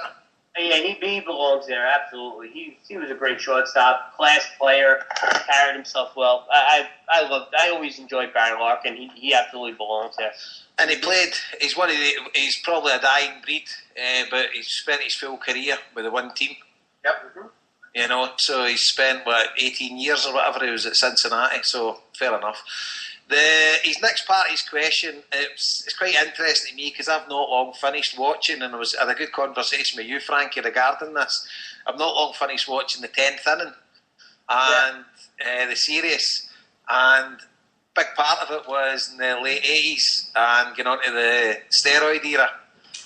So, and then it was, so I was discussing with you about Barry Bonds and stuff like that. So, what his next part of his question is, so next year we're going to have ex-legend Mike Piazza, then we're going to have Barry Bonds, Roger Clemens, Sammy Sosa, Craig, Biggie O, Kurt Schilling.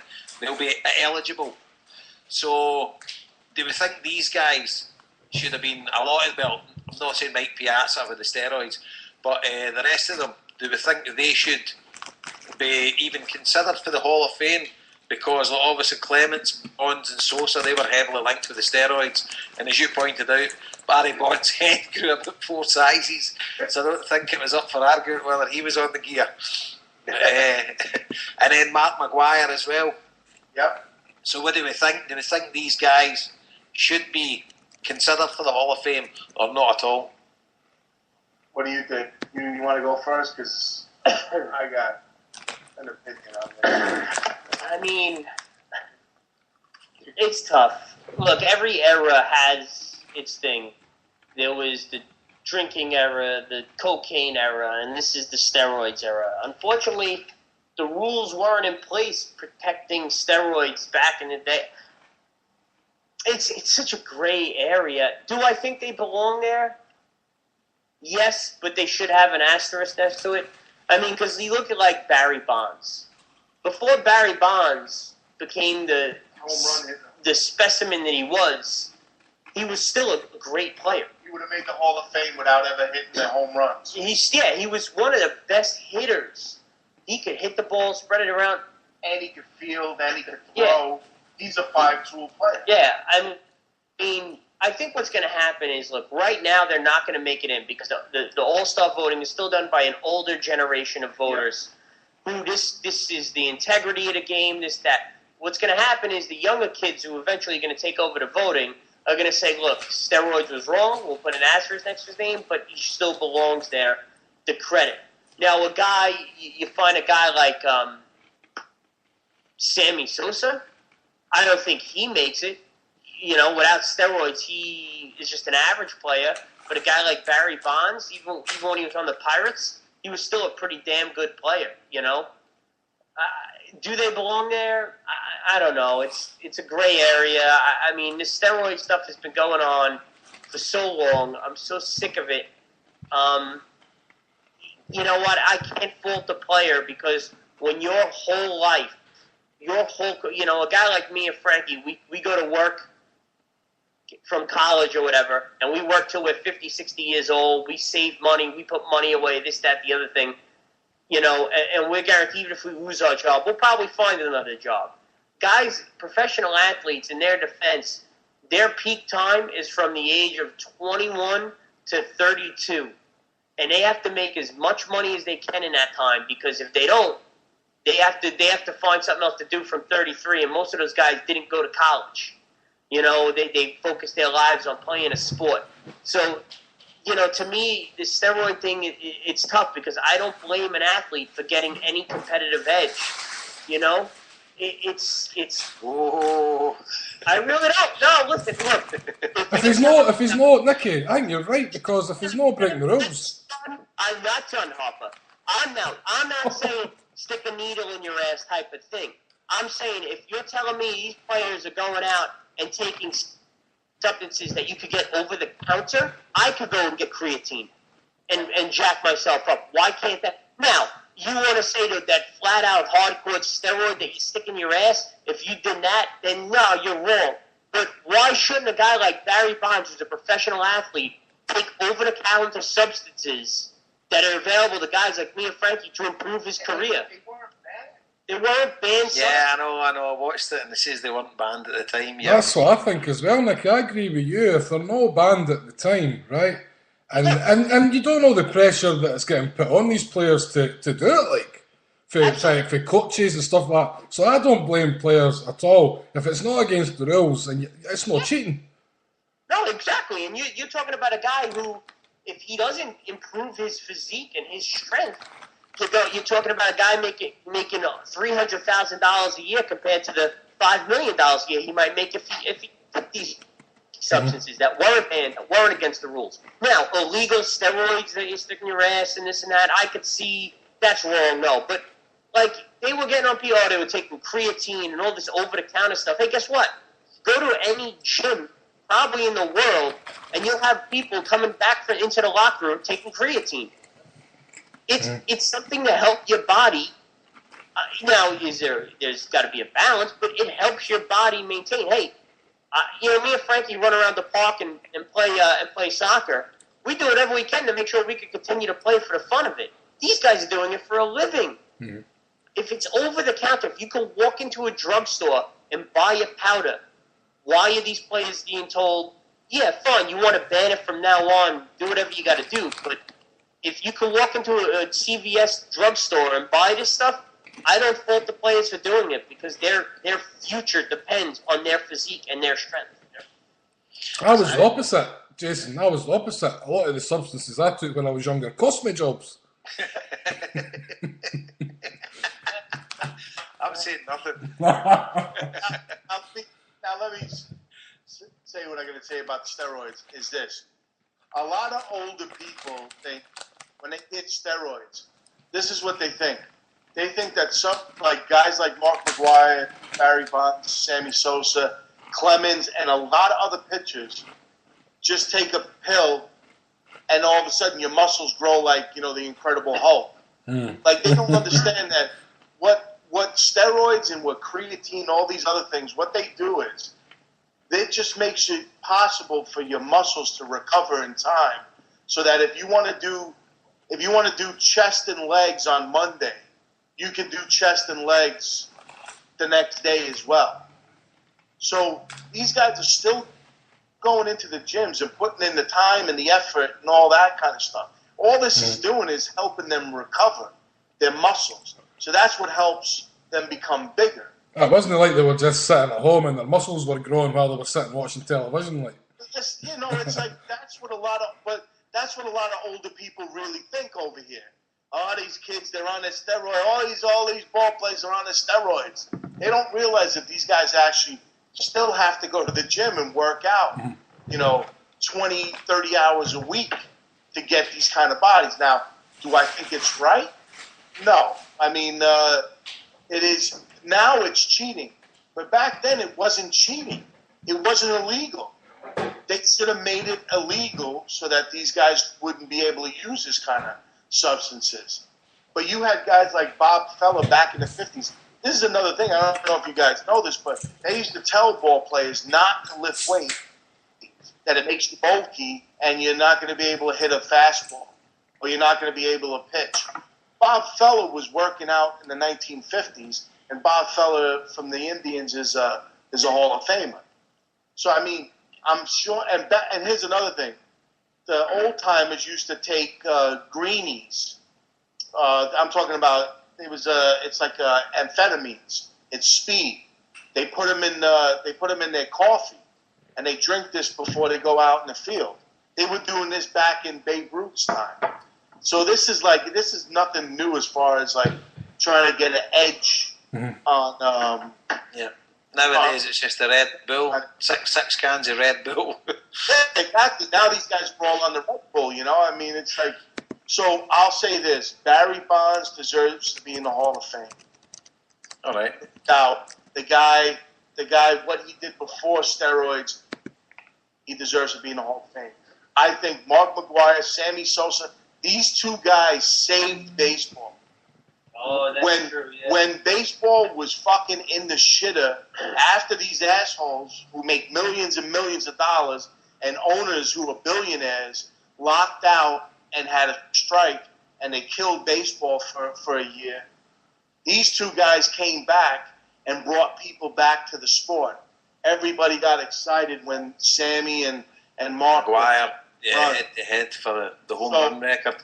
So, and anybody who didn't know that the Oakland Athletic team of the 1980s was on steroids, you're a fucking idiot. All you got to do is look at the picture. Look at the team photo of the 1986 A's, and look at the smallest guy, like Walt Weiss. The guy's like, he's jacked, like he's ready to join, be in the Olympia contest. The seams on his sleeves are bursting in that. Yeah, I mean, it was incredible, but I think those guys all deserve to be in the Hall of Fame. If you want to put an asterisk next to them and say that these guys played the steroid era, I would say no problem. But you know what else? Not only did these guys play in the steroid era, they played in an era where they tightly wound the balls more. They actually, this is proof. They proved this. The balls were tightly wound more, so they sprung off the bats more, and they started building all these little bandboxes all around baseball. So those are the three reasons why you saw all those crazy home run numbers. So if you want to put an asterisk next to the guy's name, I say go ahead. No problem with it. But those guys deserve to be in the Hall of Fame. Along with, speaking about Larkin, Pete Rose deserves to be in the Hall of Fame as well. I think it's time. I think the guy served his sentence, did what he had to do. I think it's time. That guy is the closest thing that I ever saw to Ty Cobb. And I think that guy should be in the Hall of Fame. But that was another part of Tony's email. He says, while he's at it, do you think Pete Rose and Shoeless Joe Jackson should be in the Hall of Fame? So you think Pete Rose should be? What about Shoeless Joe Jackson? Yes, I do, because if you look at Shoeless Joe's record during the World Series, he hit something like 4 or 5 home runs. He fucking batted over 300. So I mean, if that's throwing a game, I mean, I'd like this guy to throw a couple of games for the Mets. Pete Rose is all right. He admitted. He apologized 1,000 times. He never bet on the Reds. He never bet on the Reds. It's funny because, I mean, Vegas is a big part of sports in this country. Vegas is, it's a huge part of sports in this country, especially the NFL. Everybody lives on gambling in this country. Everybody does it. He did it. He didn't do it on his own team. He didn't fudge the standings. He bet. Apologized. He admitted to it 20, 30 years later. Give the guy a break. Shoeless Joe Jackson, obviously I wasn't alive. For everything I understand, he wasn't the most intelligent kid. And he kind of got bullied into taking the money. Like they kind of, that's another homer. They kind of fooled him into it. And Shoeless Joe Jackson, I think should get a pass too. Absolutely. But unfortunately, it's too late because I would have liked to see his numbers had he finished his career. But yeah. So his final part of the email it was basically just discussing one of his big heroes when he was growing up watching baseball was Jeff Bagwell. And he thinks Jeff Bagwell has been treated a bit unfairly due to the actions of others. Obviously, Maguire, Sosa and Clements. And our own Mike Piazza might suffer because of, obviously, the steroid brigade. So he was just saying, do you think Jeff Bagwell should be in there? That was Tony's for the Astros. He was his big hero when he was started watching baseball. What did you think of Jeff Bagwell? Bagwell and Biggio both played together on the Astros for years together, and I haven't really looked at their numbers, but just going off the top of my head, I think Bagwell and Biggio should be in the Hall of Fame. Just going off the top of my head. As far as being linked with steroids and that, you know what? Look, who knows if Mike Piazza took steroids? I don't know. He might have. A lot of people did. Look, Todd. I'm a big Todd Hundley fan. He played for the Mets. He still holds the records for the home run. Yeah. He was on steroids, man. I saw the guy when he came up. He wasn't the same guy. But like I said, I'm not a big guy. That doesn't bother me as much as other people do. It does. So I would say, as far as Bagwell, yeah, I think he should be in. Piazza, we know is going to be in. And the word is he's going to go in as a Met, so I'm even more happy about that. But, yeah. Okay. What?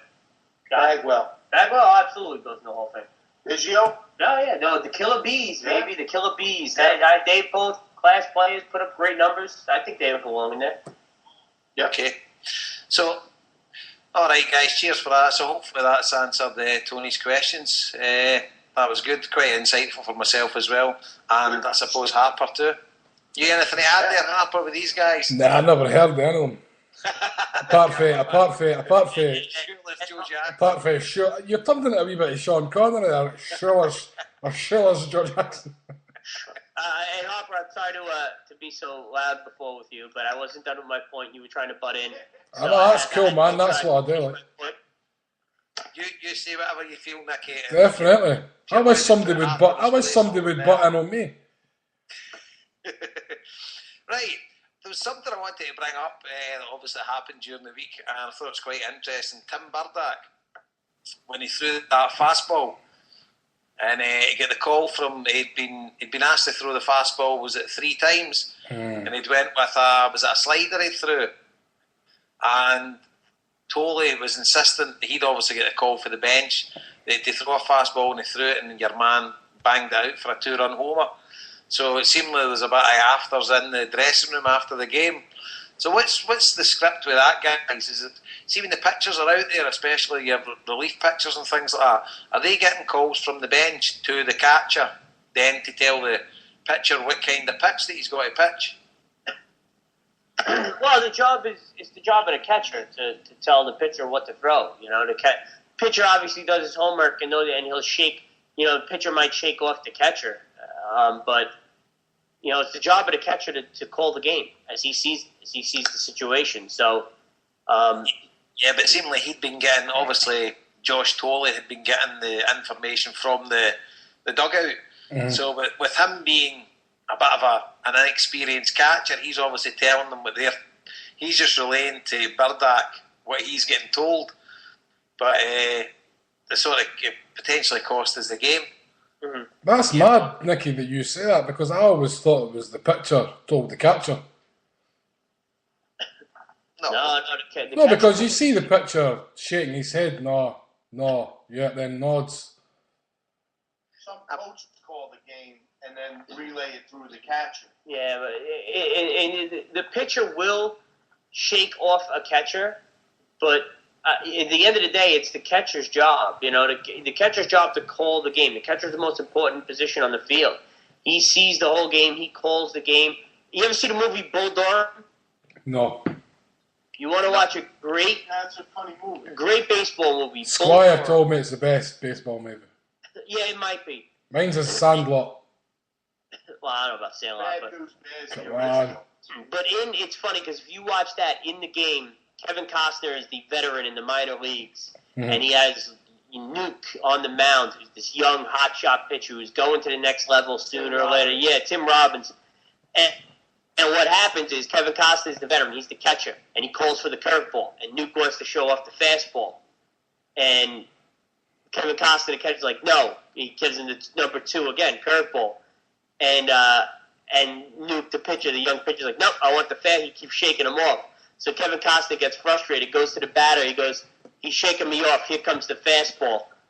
And he calls for the fastball, and the pitcher throws the fastball, and the pitcher took it for a ride. And Costner goes out there and goes, he knew that pitch was coming. Don't ever shake me off again. So in the most part is, yes, the pitcher will shake off a catcher if he feels something. They might have a conference on the mound, but for the most part, the catcher calls the game. In that case, if the call is coming from the dugout, you probably should listen to the coaches. You know, they're the ones with the homework and the computers behind the dugout telling you the stats, you know. So, I mean... One of the reasons why Rob Johnson came up for the Mets this last week was to be the personal catcher for Matt Harvey. Mm-hmm. That's right. That's how important that shit is. It's really, really important. So are they going to keep him there every time Harvey comes up, or are they going to actually, is it going to be Tolley and whatever that will catch for him? They said that they're not going to make it a permanent fixture. But you know what? If the next time they go out and Tolley's behind the plate and Harvey gets roughed up a little bit, believe me, you'll see Johnson behind there the next time. Mm-hmm. Right, okay. Interesting stuff. So, yeah, well, I wasn't entirely sure of that either. So, as a catcher that calls a full game? Yeah. No. Honestly, I'm surprised at that. I really am. Like, I thought it was always going to be done at the pitcher. Like, really, that's a shock to me. Like, no, that's why, like, certain guys that are like Gary Carter. That's why Gary Carter is like revered. I mean, it's not just the bat that he had and blocking the plate and throwing out runners. It's how he handled that whole young pitching staff, the Mets in the mid '80s, and what went on to win us a World Series. Yeah, I suppose as well it'll vary between the experience, like the pitchers, like a top pitcher, probably like Santana, would have more telling the catcher as well. Like he would shake off more stuff than like Matt Harvey coming up or a Dylan G or something like that. Big time. If you've been around the block for a long time, you can basically tell your catcher what you want. But a lot of times, what the catcher is relaying is actually from the dugout. I mean, there's a lot of managers that they'll call the game from the dugout. You look over, you'll see the catcher looking into the dugout. I think that's what Jason was saying. Eh? Yeah, he's getting the signs from the dugout. But I mean, that's becoming rarer and rarer these days. It's usually the catcher. The catcher calls the game. Mad. No, I was a bit hacked off about yesterday as well when JJ Putz comes into close. I never ever thought he got a fair crack at the whip with us. I know he got an injury, but I don't think we gave him a fair crack at the whip when he was at the Mets in 2009. What do you think? Yeah, I mean, I like Putz when he was here. Yeah, I do. Yeah. Yeah. And remember, he came in as a setup guy. He's a closer. Yeah, that's right. We got going in the 8th inning for K-Rod. It wasn't his natural position. We brought this guy in and we didn't use him to his maximum ability. It's like bringing in a striker and playing him at left back. I mean, come on. But guys, he was never going to last in this city with that last name of his. I mean, it would be like a guy in Glasgow with the last name Banpot, or something like that. You know what I mean? JJ Bampot. And I mean, that's what it is. A putz is like an idiot, like a dumb. He was never gonna be. He was never gonna be in that. I know, but it just hacked me off that. He didn't really get a fair crack at the whip. And then we look at the dross that we've got in that bullpen now. And so, how many years have we signed Francisco up for, Big Frank? Is it just like 1 year? Is it 2 years? Was it 2 years? 2 years, I think. Yeah, 2 years. Okay.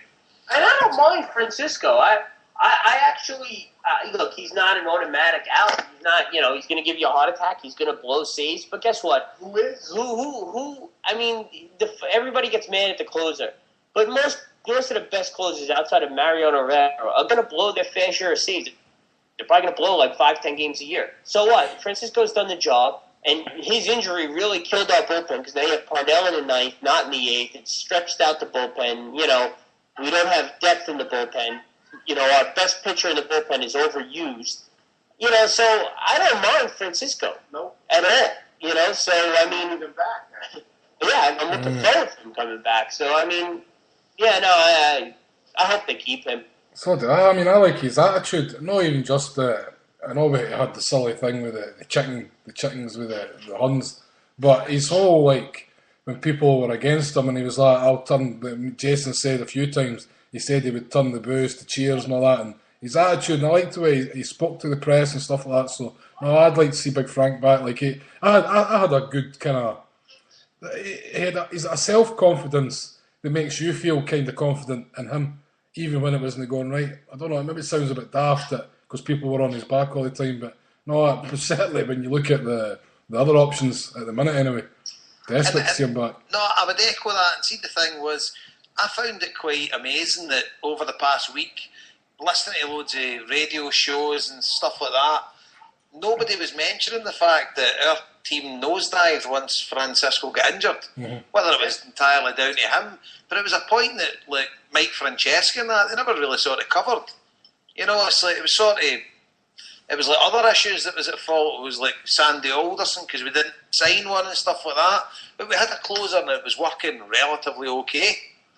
And then since he's went down, it's just been an absolute disaster. No, I think we talked about this a little bit before. I think it was the start of the chain reaction of the sad events that we led up to this. What is it? 2-7? What are we? 2-15? Yeah. Fuck. I know. But I think that started the whole chain reaction. I do. Look, did he come out there and, like, you thought, this is easy? No. But what?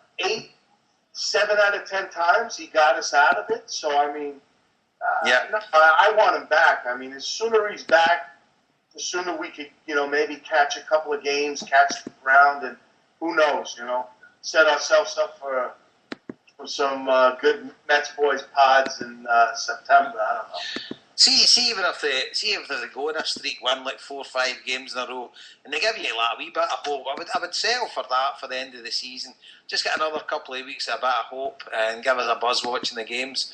Because I really enjoyed the first half of the season, and I'll stick with it. Obviously, I mean, it's not up for debate. You don't get another team, but I just hate it when there's no hope. And even when I was over in New York, it wasn't last year, the year before, Frankie, we went to the Nationals game. It was towards the end of the season, and the season was finished. I sat with yourself, Nicky, you, Kat, and Frankie, and it was still great to be there and great to watch it. And Harry Dickey came on near the end as well, so I seen the great man pitch, and that was really enjoyable.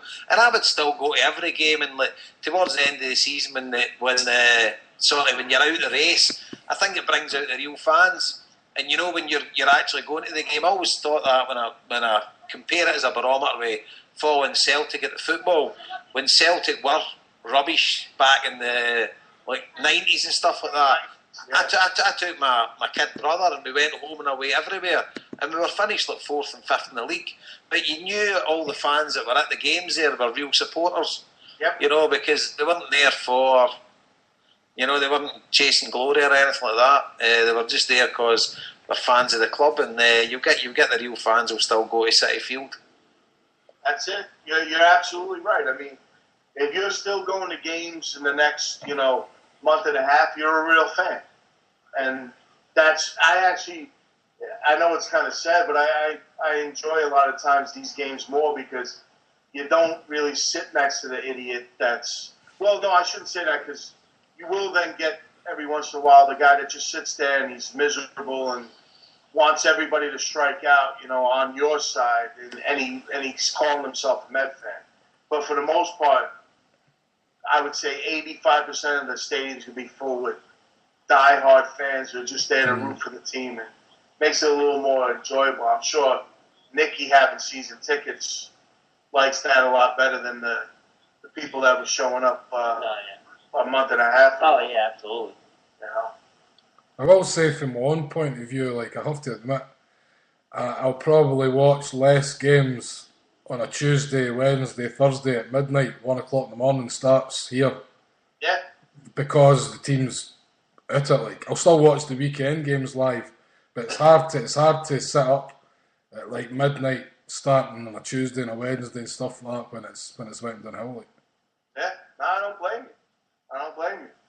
Especially with the West Coast games as well. But once we get this West Coast, because if Nicky gets a result tonight or today, that's us 2-2 against a decent team going to San Francisco. You never know. I mean, at the end of the day, we're not officially out of it yet. We've still got sort of a bit of mad hope. You never know. You've just got to keep the faith. When you look at the St. Louis Cardinals last year, they were miles back.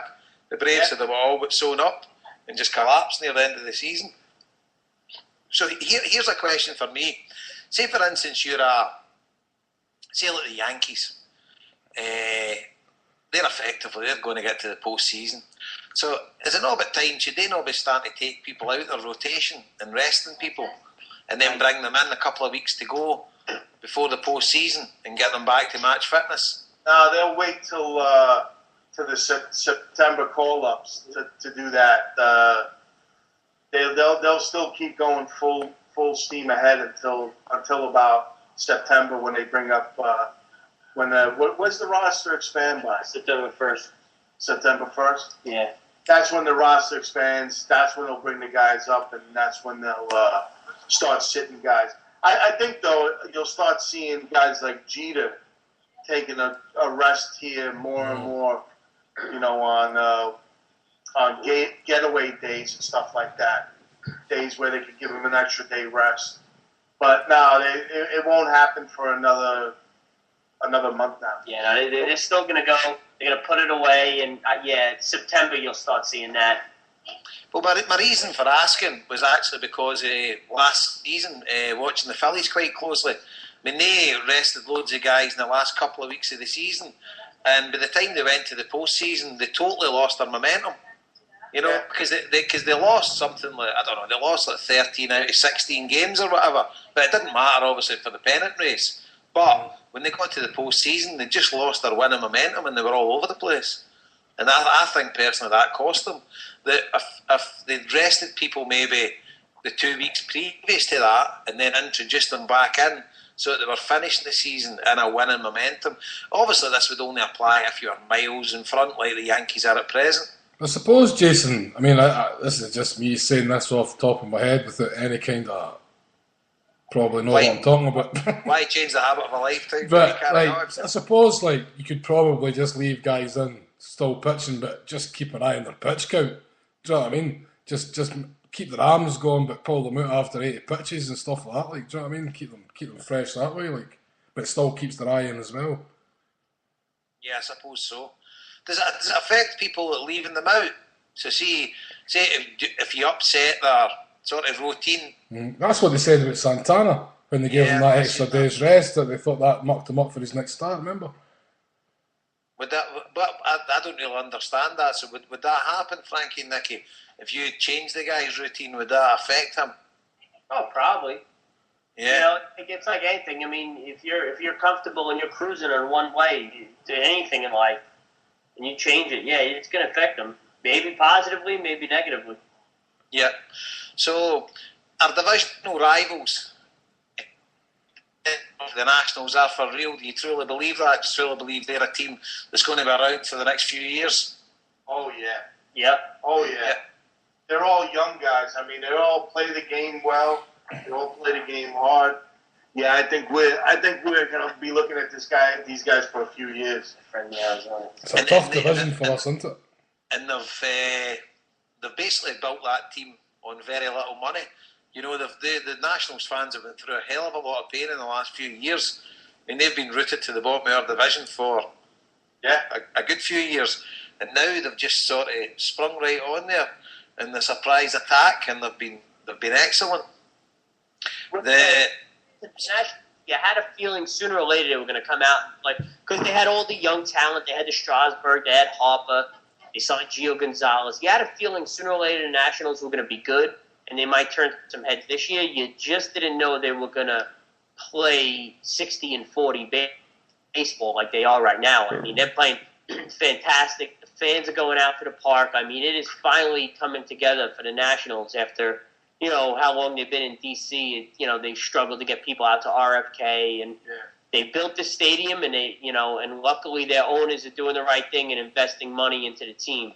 Not enough owners do that in these smaller markets. You know, you get it. Look at Miami. They get a new stadium. They just stupidly put money into the team, but the people still weren't coming out. Well, luckily in D.C., new stadium, owners are putting smart money into the team, and boom, now you have a franchise that's drawing every night, that has young talent, and they're just playing.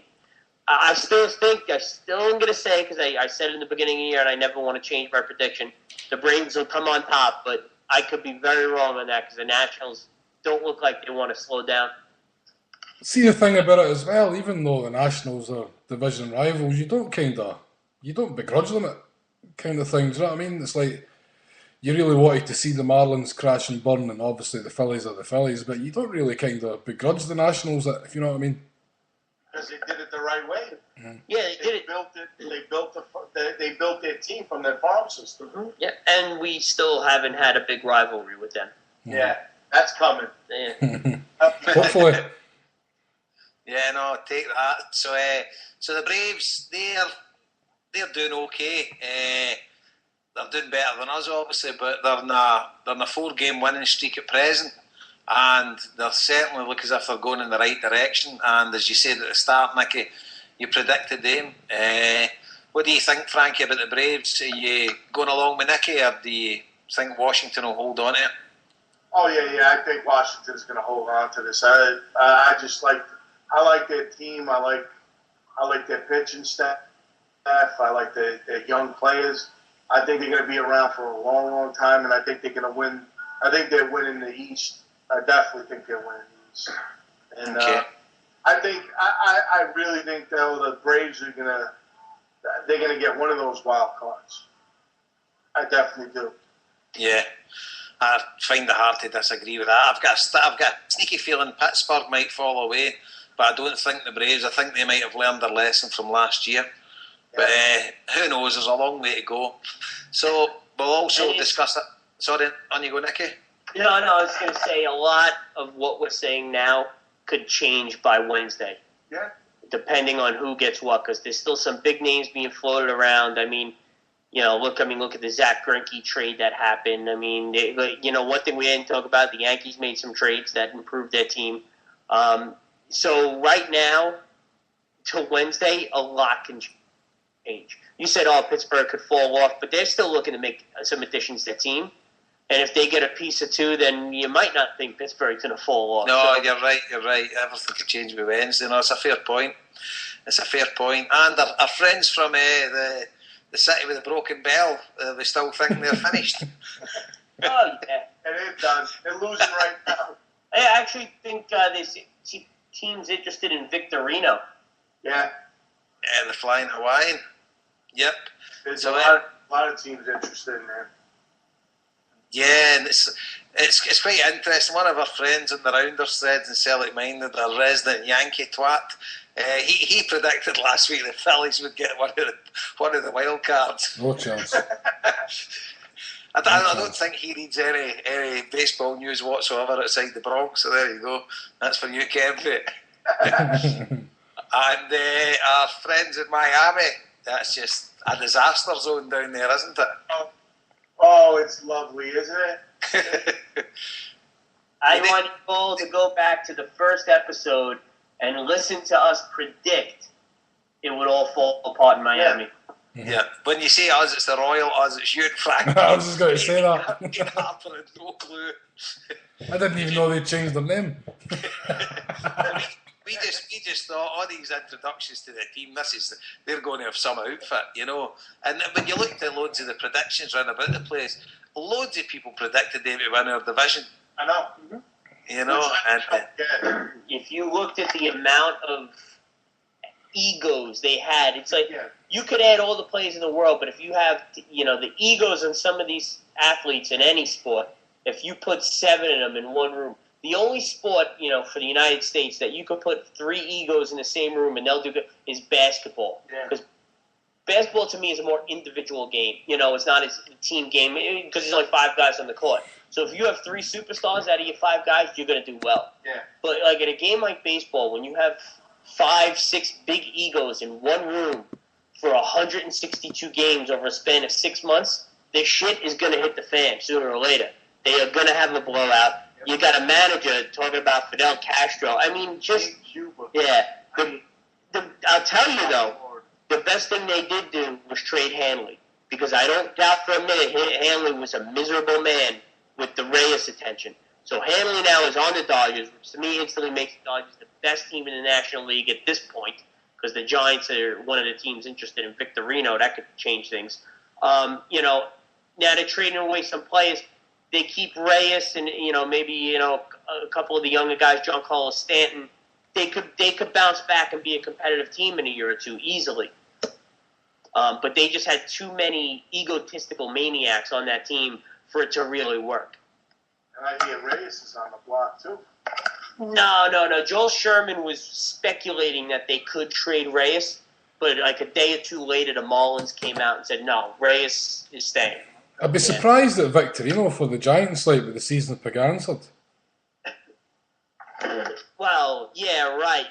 Pagan's had a good season, but if you could get Victorino, they're looking at Victorino and Pence, the Giants. I mean, the Giants have the pitching. It's always been the hitting. Mm. And when the number one, your number one arch nemesis, as well as the team you battle with the division, goes out and beefs up their lineup with Hanley Ramirez, you have to answer, or else you're going to be in the dust. And the Diamondbacks are coming on strong behind them. So you can only ride Melky Cabrera and Angel Pagan so long.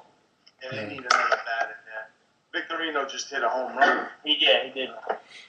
So, back on, you mentioned Angel Pagan then. So as the season progressed, I'm a bit disillusioned with the trade that we made for. I know Pagan was obviously supposedly a bit of a twat in the clubhouse, but Andres Torres and Ramon Ramirez doesn't seem good value now. It seems Pagan's a far better bat than Torres. I don't know. I know in the last month he's improved. Torres has improved, but I think he's only batting 2.25. Yeah. Something real low. Yeah. Yeah, I mean, he's done all right, getting on base and stuff like that. He's had, a few walks and he's stolen some bases. And his defense isn't bad. I mean, his defense is pretty good, to be fair. Yeah, if you look at it this year, I think we kind of got jobbed out of that. But, I don't know. Do you think these numbers have improved this last month because he's no longer the lead-off man since Tejadas came back? Maybe that'll help him now that Tejadas back going forward. That he's now batting quite far down the order. Yeah, it's only going to help him. Yeah. Mm. I think he's batting 277 or something like that the past month. Mm-hmm. So fair enough, and maybe it's take a wee bit to settle in as well. But the less said about Ramon Ramirez, the better. Mm. But it wasn't good at all. But the one thing to play devil's advocate, it's like, if you look at the numbers, we lost out in the deal. But would we have had the first half of the season we had with a disgruntled locker room? Yeah. No, you're right, and it's always looking in the, it's the unanswerable questions. You're just making things, trying to balance things up and see if it matters. But then you're looking at the other side for Carlos Beltran. They got Matt Harvey. So at the end of the day, happy days. But although Beltran, he was finished anyway for us because obviously he was a free agent. But I think for the second half of the season, when we weren't going to be doing anything anyway, to get Matt Harvey in there's been a stroke of genius potentially at the minute. Just a correction, we got Wheeler for Beltran. Oh, sorry, it was Zach Wheeler. How did we get Harvey? He was drafted. We drafted him. Yeah. He was first round draft pick. Yeah. All right, so Zach Wheeler. Sorry, I beg your pardon. He was actually drafted number 1 pick, Harvey. Yeah. First round the year before. Number 7 pick overall. Yeah. And then the Giants couldn't come to agreement with him or something. So. Oh, you're talking about Wheeler? No, Harvey. Harvey we drafted with the 7th overall pick. Yeah, but he went back into the draft from being drafted the year before. Oh, okay. They couldn't work out a deal. Okay. So that's why we got him. I mean, we lucked out getting him. Yeah, we did. Harvey. And then Wheeler was a stroke of genius getting brilliant trade from the Giants. So good stuff there from Alderson. So yeah, that's what I'm saying, guys. We can make a couple of deals here, and maybe strengthen our team in the future. 2 years down the road, this is what we did in the '80s to build a team. Every time we made a trade, like we traded guys like Lee Mazzilli that were fan favorites, but back in the return we got these young guys from the Detroit organization, which were like Ron Darling and Hojo. Mm-hmm. I mean, these are the kind of things that this is how you get these great players. Mm-hmm. So this week should be interesting. Yeah, let's see. I mean, because when you're looking around other leagues as well, obviously we sort of touched on the Oakland revival. I mean, that's been nothing short of fantastic. They're 9-1 their last 10 games. Yeah. But when you actually think at the first quarter of the season, everybody had the Texas Rangers winning the World Series, and now out of the 4-team league, Oakland's only 3.5 games back, and the Angels are only 4 games back. So Texas, they'll be getting twitchy bum time at the minute. Welcome to Packet Choice. And it's the White Sox. They've done really well. But Detroit sort of come back at them, so they're only 2.5 games back in the AL Central, and then the Harlem Globetrotters are obviously running away with it in the other league. But so it's Nicky's pick at the start of the season. You were big in the Reds as well, and they sort of came good for you. Yeah, well, the Reds always had the talent. They had the lineup in a short court, little ballpark, and their pitching has come through. I like the makeup the Reds team has, so that's why I picked them. And yeah, I mean the Cardinals had a great start, but at the end of the day, they just lost too much. I think that's the problem. All the guys that they lost, and losing Tony La Russa. Yeah, I would definitely give the Reds the nod now for sure. Yeah, they did last 10 as well. They went 9-1 also. Yeah. But Pittsburgh's went 8-2, so interesting stuff. So you guys written down who we picked in the beginning of the year? Who we picked? I don't have it written down, but I remember you took the Reds. You took I think you took the Dodgers. I think I took the Dodgers, Reds, and Braves. Braves, you did. And then American League. Did you take did we do American League, or was it just National League? I think I did American League, and unfortunately I think I took the Red Sox. I think I think I took the Red Sox, Detroit, and the Angels. But I'm not 100% sure. I would check the rounders. That's probably 100 pages prior to where we are now. Yeah. So apart from Boston, every one of them still in with a good shout. Yeah. What about yourself? Who did you go for, Frankie? Jesus, I can't remember. I'd have to find I can't remember either. Other pick. Get up.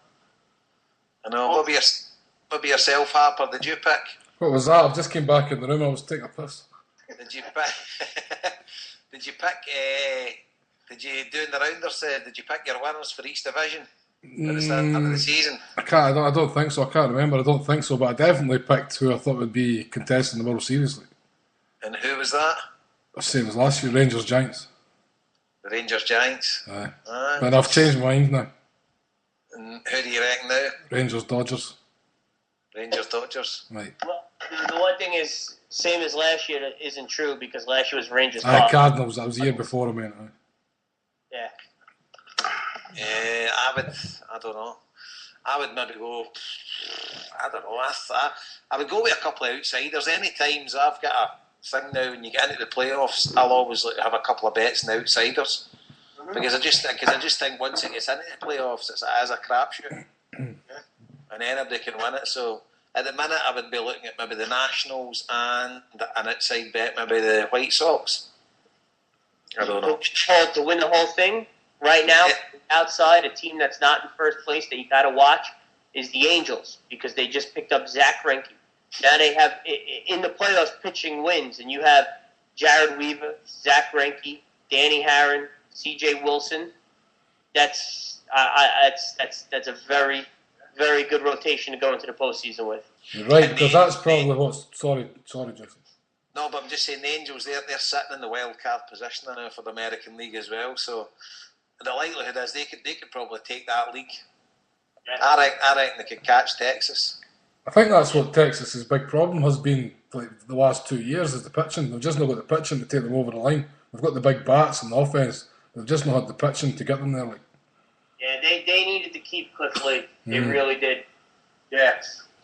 So what's our schedule for next week then, for next week's show? So we've got let me just double check it's it. It's exact same next week. It's 4 o'clock Eastern start against the Padres. Okay. Well, I'm out next Sunday. I could do Saturday next week. Saturday, we can do Saturday then. I can do it any day, like. As I said before, I've not got a schedule. Celtic's an early kick-off on the Saturday, so no, I can do the Saturday because we've got a Saturday. It's a late game. It's 8:30 Eastern time. You'll be sleeping. So we could I'll be taking the kids anyway. I won't be drinking. All right.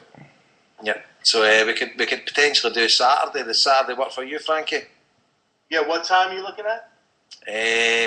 Your time. Whatever suits you guys, I would say. 4 or 5 o'clock. Your time.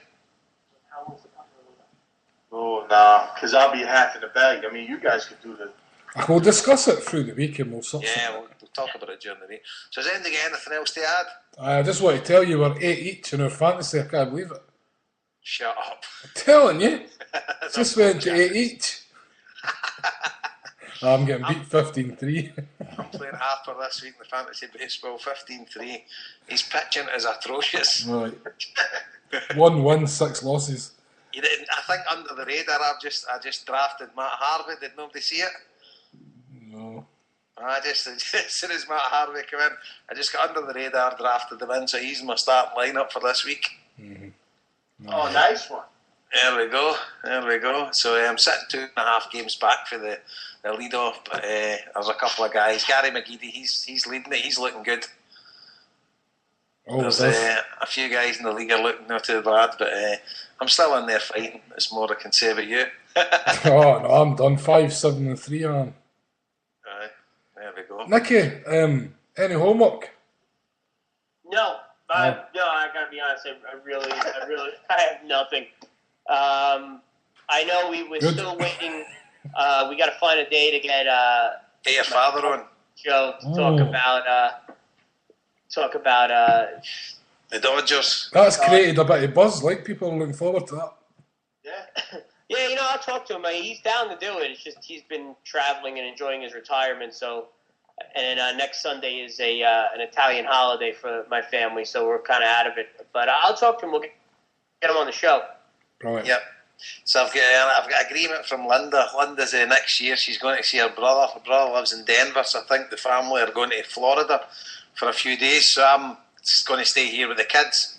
But as a trade-off, I have a few days in New York for next year. So I'll be waiting in the calendar. The fixtures getting brung out, and I'll go over for a few games, guys, next year.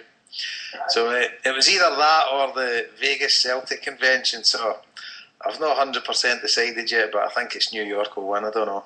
Boy, both, man. And by the way, guys, which fantasy league did you join? It was a Yahoo one, the one on the Hail Media, Harper. It's a Yahoo. All right. Because I'm on the Celtic-minded fantasy league. No, we've got one it's under MetsBhoys this year, or the Homeboys. No, it's the Homeboys. It started off as the Lost Boys. This is the third year, so. All right. Well, keep me in mind for next year. Oh, definitely, aye. It's just it's a very basic league. Yeah, that's fine. See the one you go into, Nicky, is it really detailed? See the one that you do for a few $100? Oh, no, this one was free, I think. I didn't get told anything about money. Oh, no, do you not go in one with your buddies in the States, she said? Oh, yeah, that's an intense league. Yeah, that's like $200 buy-in. It's pretty detailed, but not too detailed, but it's like our trading deadline is coming up, and right now I'm pretty much out of the race, and I'm floating Verlander out there, and I'm fielding offers for Verlander and Ian Kinsler, and I got one guy he has Mike Trout, the kid I was talking about before, and I want to get him because it's a keeper league, and I want my keepers to be Bryce Harper and Mike Trout. Oh, so it's a continuation, like you'll keep your team for next year. Yeah, well, you get to keep two guys on the team. All right. So I want to keep Trout. I have Harper, and I want to get Trout to keep them both because I'll keep them for the next 10 years. And the guy who has Trout he's kind of annoying me. He's taking his time. So I'm calling every other team in his division and putting the pressure on him to make a deal with me. If not, I'm going to trade Verlander and Kinsler to somebody else in his division, and he might lose out to them then. So, but it's a pretty intense league, yeah. Good stuff. So how many guys are in your league? It's 12 teams, and there's a couple teams with 2 owners. We have one team that a bunch of females own, and they do pretty well. So it's 12 teams. It's $200. The winner takes home $1,500 American. But it's really a fun. I mean, talking guys, everybody in the league. I mean, it's me, my brother, my father, friends of my brother and mine that we know since we're like 10 years old. So all these guys know each other for at least 15, 20 years. All right, okay. So it's a lot of fun, a lot of trash talk, a lot of laughs. It's a really good, and we have a waiting list to get in, but we're very picky about who we have to join. Because one thing about fantasy leagues is some people, even if they're your friend, when they get into a fantasy league, it's all about the money to them, and they'll like everybody wants to win the money in my league, but they don't want to do it and dick over their friends. Like they're not jerks about it. I've been in some leagues where someone who considers everybody a friend will dirtbag the whole league just for the money, and I've seen friendships split up over it. It sounds a wee bit like that TV show. It's on Netflix, the NFL fantasy. It's called The League. Yeah. That comedy. You ever seen that, Jason?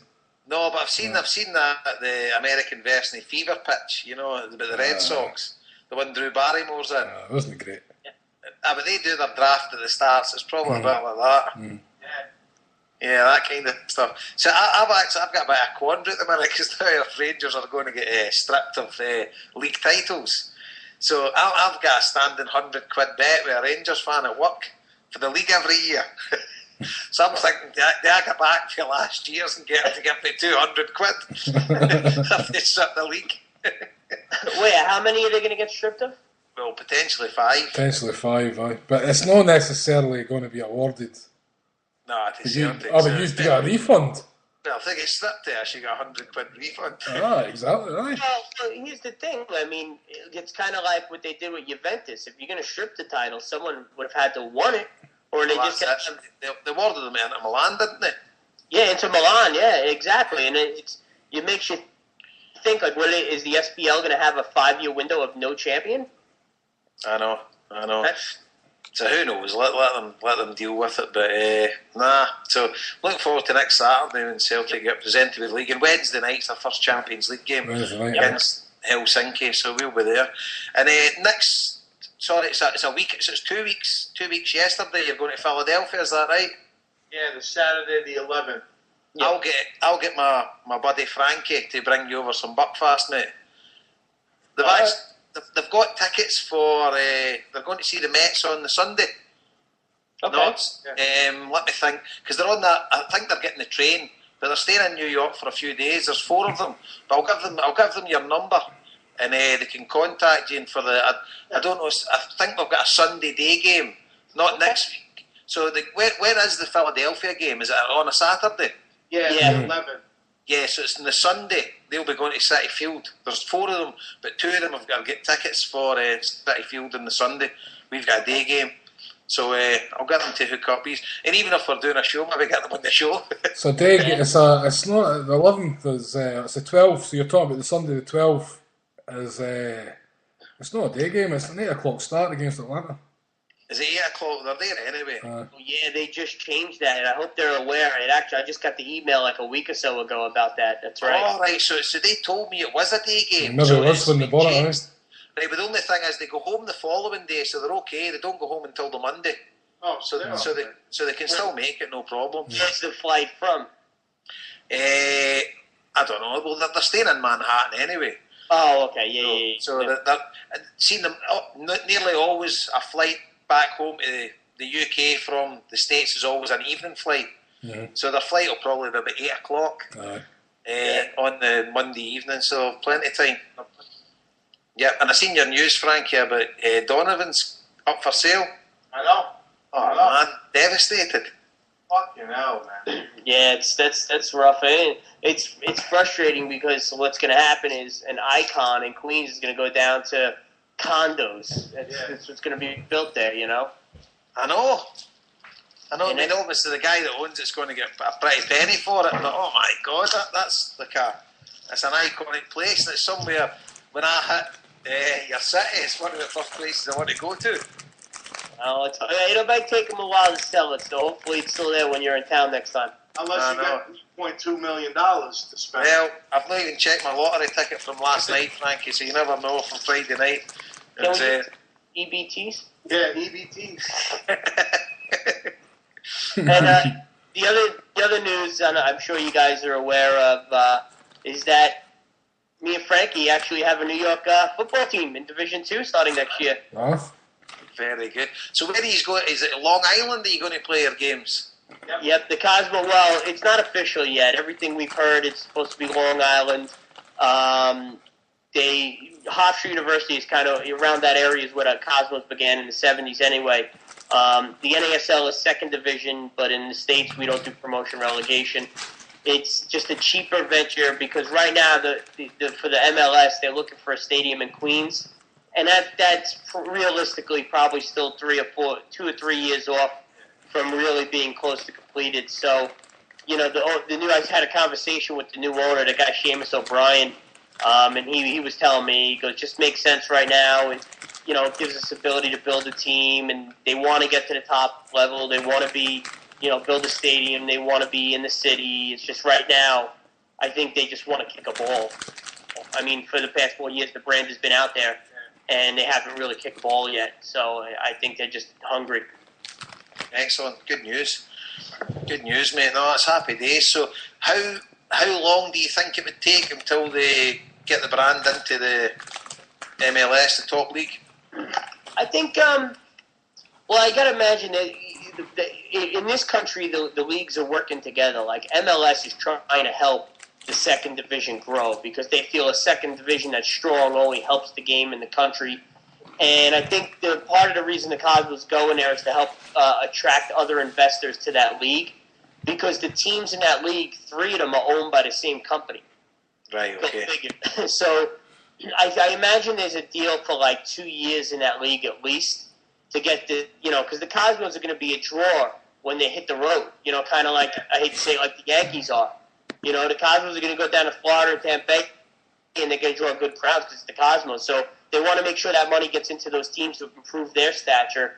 The conversations I had with the local assemblyman, the stadium is going through the review process now. He thinks it'll be about a year to a year and a half before the final approval gets in place. Say if that's 2013, you're looking at probably 2015, I think we could see the Cosmos in MLS in their own stadium in Queens. Okay. So what we need to do then is the timing up coming over next year, make sure it's a pre-season friendly against Celtic. There you go. Because you'd sell the stadium out for that, buddy. Oh, easy. Oh, yeah. Oh, easy. Yeah. You could have that at Citi Field, not even Hartford. Yeah. Definitely. And TV deal and stuff like that, that'd be good. So I put a bet on today. I've just checked my teams there. I took Miami to beat the Padres, so they just got 4 in the 6th inning. They're 4-2 up. I took Pittsburgh to beat Houston. It's 2 each now. Houston have just tied it there. And I've took Cincinnati to beat Colorado. They're 1-0 up. And I've took, obviously, my nemesis, us, to beat Arizona because I fancy RA tonight. So there you go. So hopefully I'm in for a wee windfall this evening. So, Jason, just before we wrap up, man, there was a question, and you, sorry. So I seen that question, but I had no idea where to find the answer. It was just the guy asked, and you probably know what I'm talking about. See if any of your baseball buddies know anything about a game at Celtic Park, 1918, between the US Armed Forces. Around 12,000 attended the match. It was a baseball game, like. Wow, in Celtic Park in Scotland. In 1918, 12,000 turned up to watch the US Armed Forces play baseball at Celtic Park in 1918. October the 3rd, it was near Joseph's birthday. That's In fact, it was. Oh, in September, I've actually just Googled it there and it's come up. It says at the Celtic Wiki, I'll read it out. It says, baseball. On September the 28th, 1918, Celtic Park hosted a baseball game between teams representing the US forces based in Clydeside. The game was part of a sports meeting involving Allied forces and was a fundraiser for Forces Hospital in France. A crowd of 12,000 helped raise then the considerable sum of 500 quid. There you go. There you go. Jesus. Play a game of baseball, plan an invasion. My goodness. I mean, MetsBhoys, man. Celtic, Mets, baseball, it's what it's all about. Glasgow, New York. And it was right over the hill, guys. Let's go. Into your death. I know. But, because there was a big game at Goodison Park. Sox played at Goodison Park. I don't know what year that was. Did you know that, Frankie? No, I didn't know that. Give me a second and I'll find out. Goodison Park.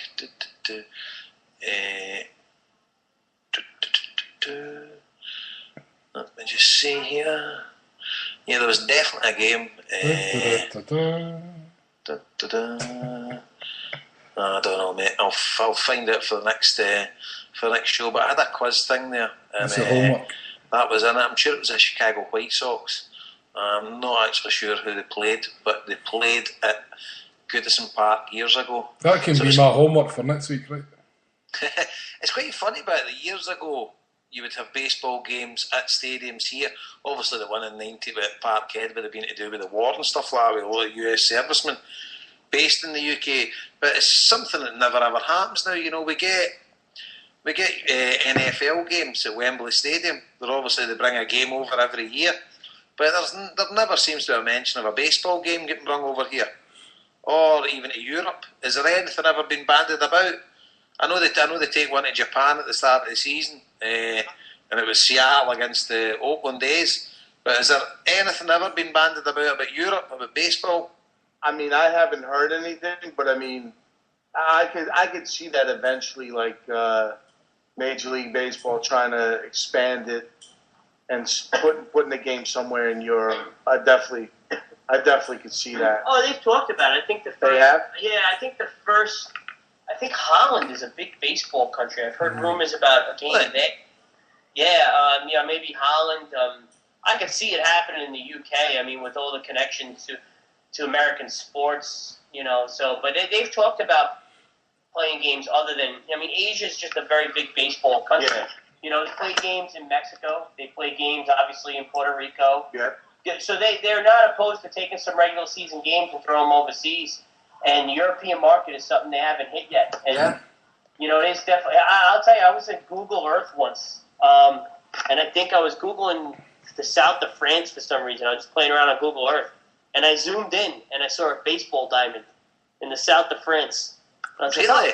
Yeah, it was pretty wild. I could probably never find it again, but there's definitely interest. I think there was talks of playing in Holland.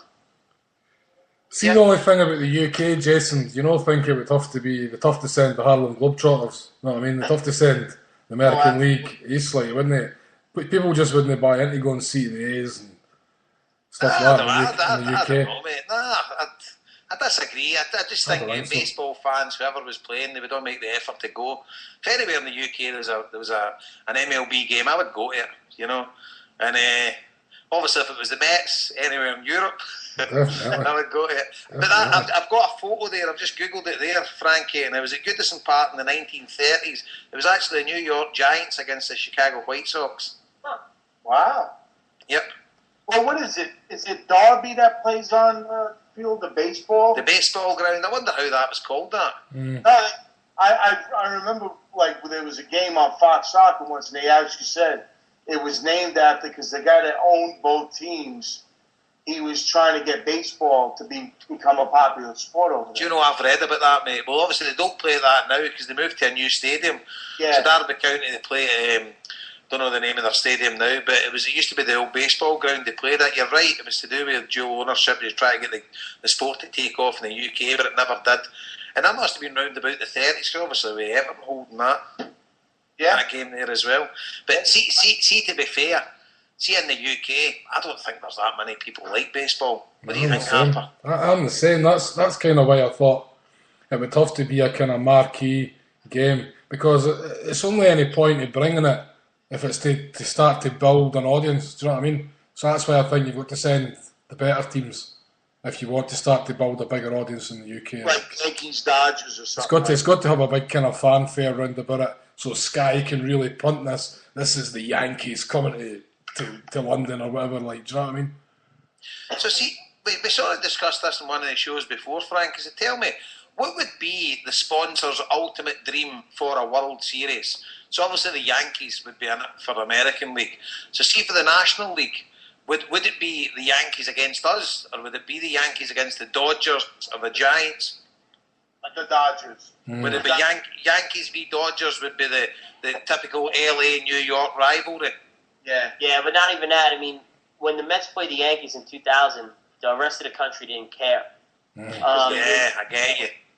The Yankees, everybody hates, and when they're in it, they draw the best ratings because people will watch it because they want them to lose. Yeah. Now, New York and LA, which are the two biggest television markets in this country, that's the dream right there for any league. And historically, those two names are two of the most famous names in baseball. Yeah. Mm-hmm. But any league, I mean, even if you look at the soccer league, I mean, they want New York versus LA. It's the TV market. Yeah, and the NBA would want the Lakers against the Knicks in the final. Yeah.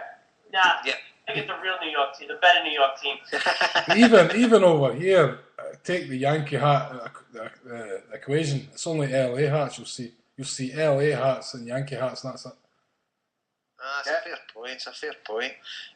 Not wishy you don't see plenty of Mets hats, don't worry about that. But see, another thing, when we were in New York, would have been 2000 or 1999. It might have been 1999. It was the NBA Finals, and would have been 1999 or no? It would have been 2000. The NBA Finals. I'm sure the Lakers were in it, and we were in a nightclub in Manhattan, and they put the big screen up, and they showed the live game, and the place was going crazy. See, when people were scoring against LA, the place was going crazy. It's like New Yorkers sort of hate LA as well. Yeah. I thought. I think that was not too far after the Kobe Bryant incident with the girl in Colorado, right? Yeah. That was late 90s. So Yeah. There's a lot of people hate that. See, the Lakers, you could have walked up to anybody in that place that night and said, yeah, you hate the Lakers? I bet you root for the Yankees. See, the Lakers are the Yankees of basketball. So... Yeah, it was the easiest team to support. It's the glam team to support and whatever. But even though the Celtics have more championships than the Lakers, so I just have to point that out. If you ever meet a guy who's a Yankee, Cowboy, Laker fan, don't conversation, just walk away. Walk away. Is his name Uncle Sam? You know, because they're the pride of America. Those three teams, aren't they? Well, from an outsider looking in, but the vast majority of sports fans that's obviously your pathological team that you would hate, and it's pretty similar to obviously your Juventus in Italy, Man United in England and stuff like that. Yep. But no. So what I'm thinking is maybe for the next show, Frankie, me and Harper have spoke about it.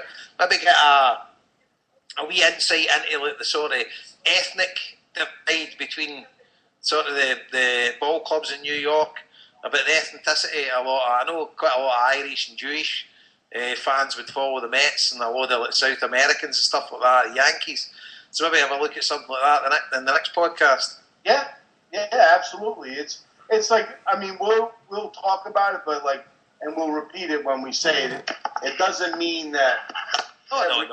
Nobody's pigeonholed. No. Yeah, because it's like it isn't like Celtic Rangers, but it tends to be more ethnic groups follow this team versus more ethnic groups follow that team, kind of thing. So basically, all we want to hear is that if you're Irish or a Tim, you should be supporting the Yankees. No, it's obviously a lot of it would go to do with certain players that played with certain teams. You know, and if that's what it is. If the Mets had a massive, like 3 Ecuadorians that were absolutely fantastic players, every Ecuadorian in New York would follow the Mets. Yep. I mean, that's. I mean, just to touch on it a little bit, that's why you have such a heavy Italian presence with the Yankees, because starting in the 1920s, they had Tony Lazzeri, who's a Hall of Fame second baseman. So, I mean, when you start having that and you all through and then Joe D and all that stuff, it tends to be, people start to root for that team. They identify with that team over another one. And that's what happened here in New York. So, yeah, we'll talk about that, because if we keep losing like we are, we're not going to want to talk about baseball. I'm just going to say that. Yeah. No, I know, mate. I know. That's good. So, if anybody's got anything else to add, we can just wrap this up. Nick, you got anything to add? Golden. He's good. Bailey, anything to add? No? Well, Jason, I just wanted to say that's basically Hail Media back in full swing for the new soccer football season for Celtic, if you like. And Nicky, Frankie, homeboys will be back tomorrow night, live every single Monday night at 2:30 Eastern. So get Skype on at your work, guys, and give us a call in. Yeah, I gotta wait till a couple of weeks, and then I think I might be able to call on a Monday. Let me ask you a question. That phone number, is that like toll free? That thing that we announced the other night, I have absolutely no idea. They never gave me the details. That just an American number that you can call and listen to the last podcast. Then I don't care. Yeah, I might start calling in. Yeah. No, that number isn't to call the show. That number is to call, and then you dial to, then you press 7, and you can listen to the last podcast that was recorded. Oh! It's for somebody sitting in their house without an iPod or whatever. I don't know. It seems to be going back the direction. Why would you want to listen to a podcast over the telephone? I don't know. Yeah, I mean, I got to be honest. I downloaded the Spreaker app. I mean, that's a great app. Right, it is, yeah. Yeah, and with the smartphones nowadays and stuff. I mean, I done the homeboys. Well, I done the MetsBhoys as well. Remember, out in the garden in Spain, just with your phone. But Jason, this isn't for live or anything. This is to listen to the last recorded show. So it seems a wee bit like going back in time. Like, Listen, if you've not got a computer, you'll never have heard about it anyway. Exactly, aye. Oh well, there you go. I don't know. No, but get you guys to call in your homeboys. That'd be a good laugh. But just we'll be on tomorrow night anyway. Because it's an absolute certainty. Larkin has got no chance of ever calling in here. If the crossover continues, we might be stopping in Philly with the Beyond the Waves guys. So yeah, I'm sure they probably listen to this. So try and get onto their show and give us a shout out and just tell them, just see if any of them have noticed that crack in the bell. Is the game going to be on Celtic TV this week or no? Yeah. Game? Oh, definitely. I don't think it's on any TV channels, but you guys will get it. It'll be on Celtic TV, definitely. Yeah, it's not. I don't think it's on any TV channels. You only get the audio, but you get the replay later on Celtic TV. Yeah, I don't know. I don't have the Celtic TV. I don't have an account, so I'll have to sign up again. All right. Yeah, I mean, I use. Well, I shouldn't say this. Stream Pro. Well, the problem, I mean, my company, when I'm at work, they block a lot of them. They'll let you watch on like something like Celtic TV or ESPN that's controlled, but Steam Pro and everything is blocked. You can get that on 3G on your phone. I never told you that.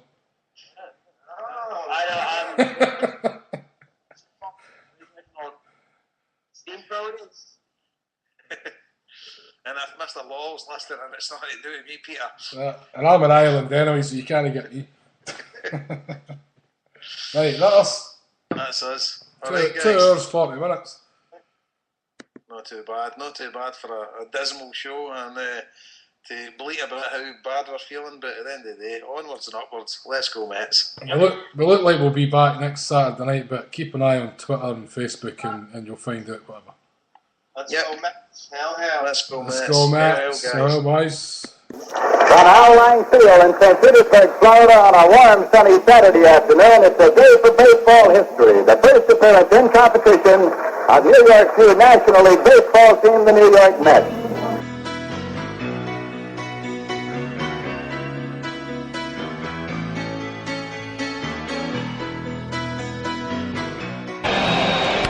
Line into left field, base hit for Carter, and the Mets are still alive. Just a small town girl living in a lonely world. She took the midnight train going anywhere. Just a city boy. Little roller up along first, behind the bag. It gets through Buckner. Here comes Knight, and the Mets win it.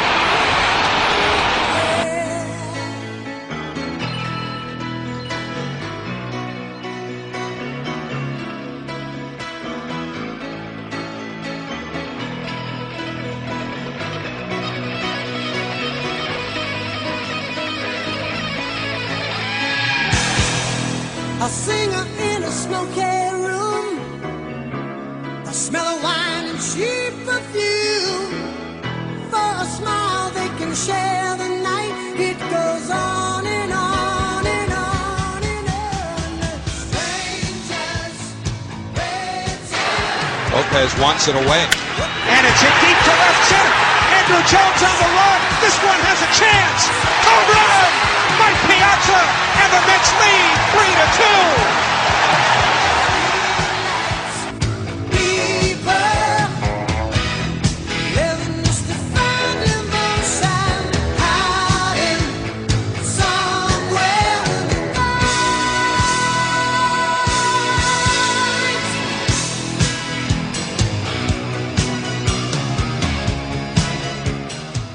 2-2 to right.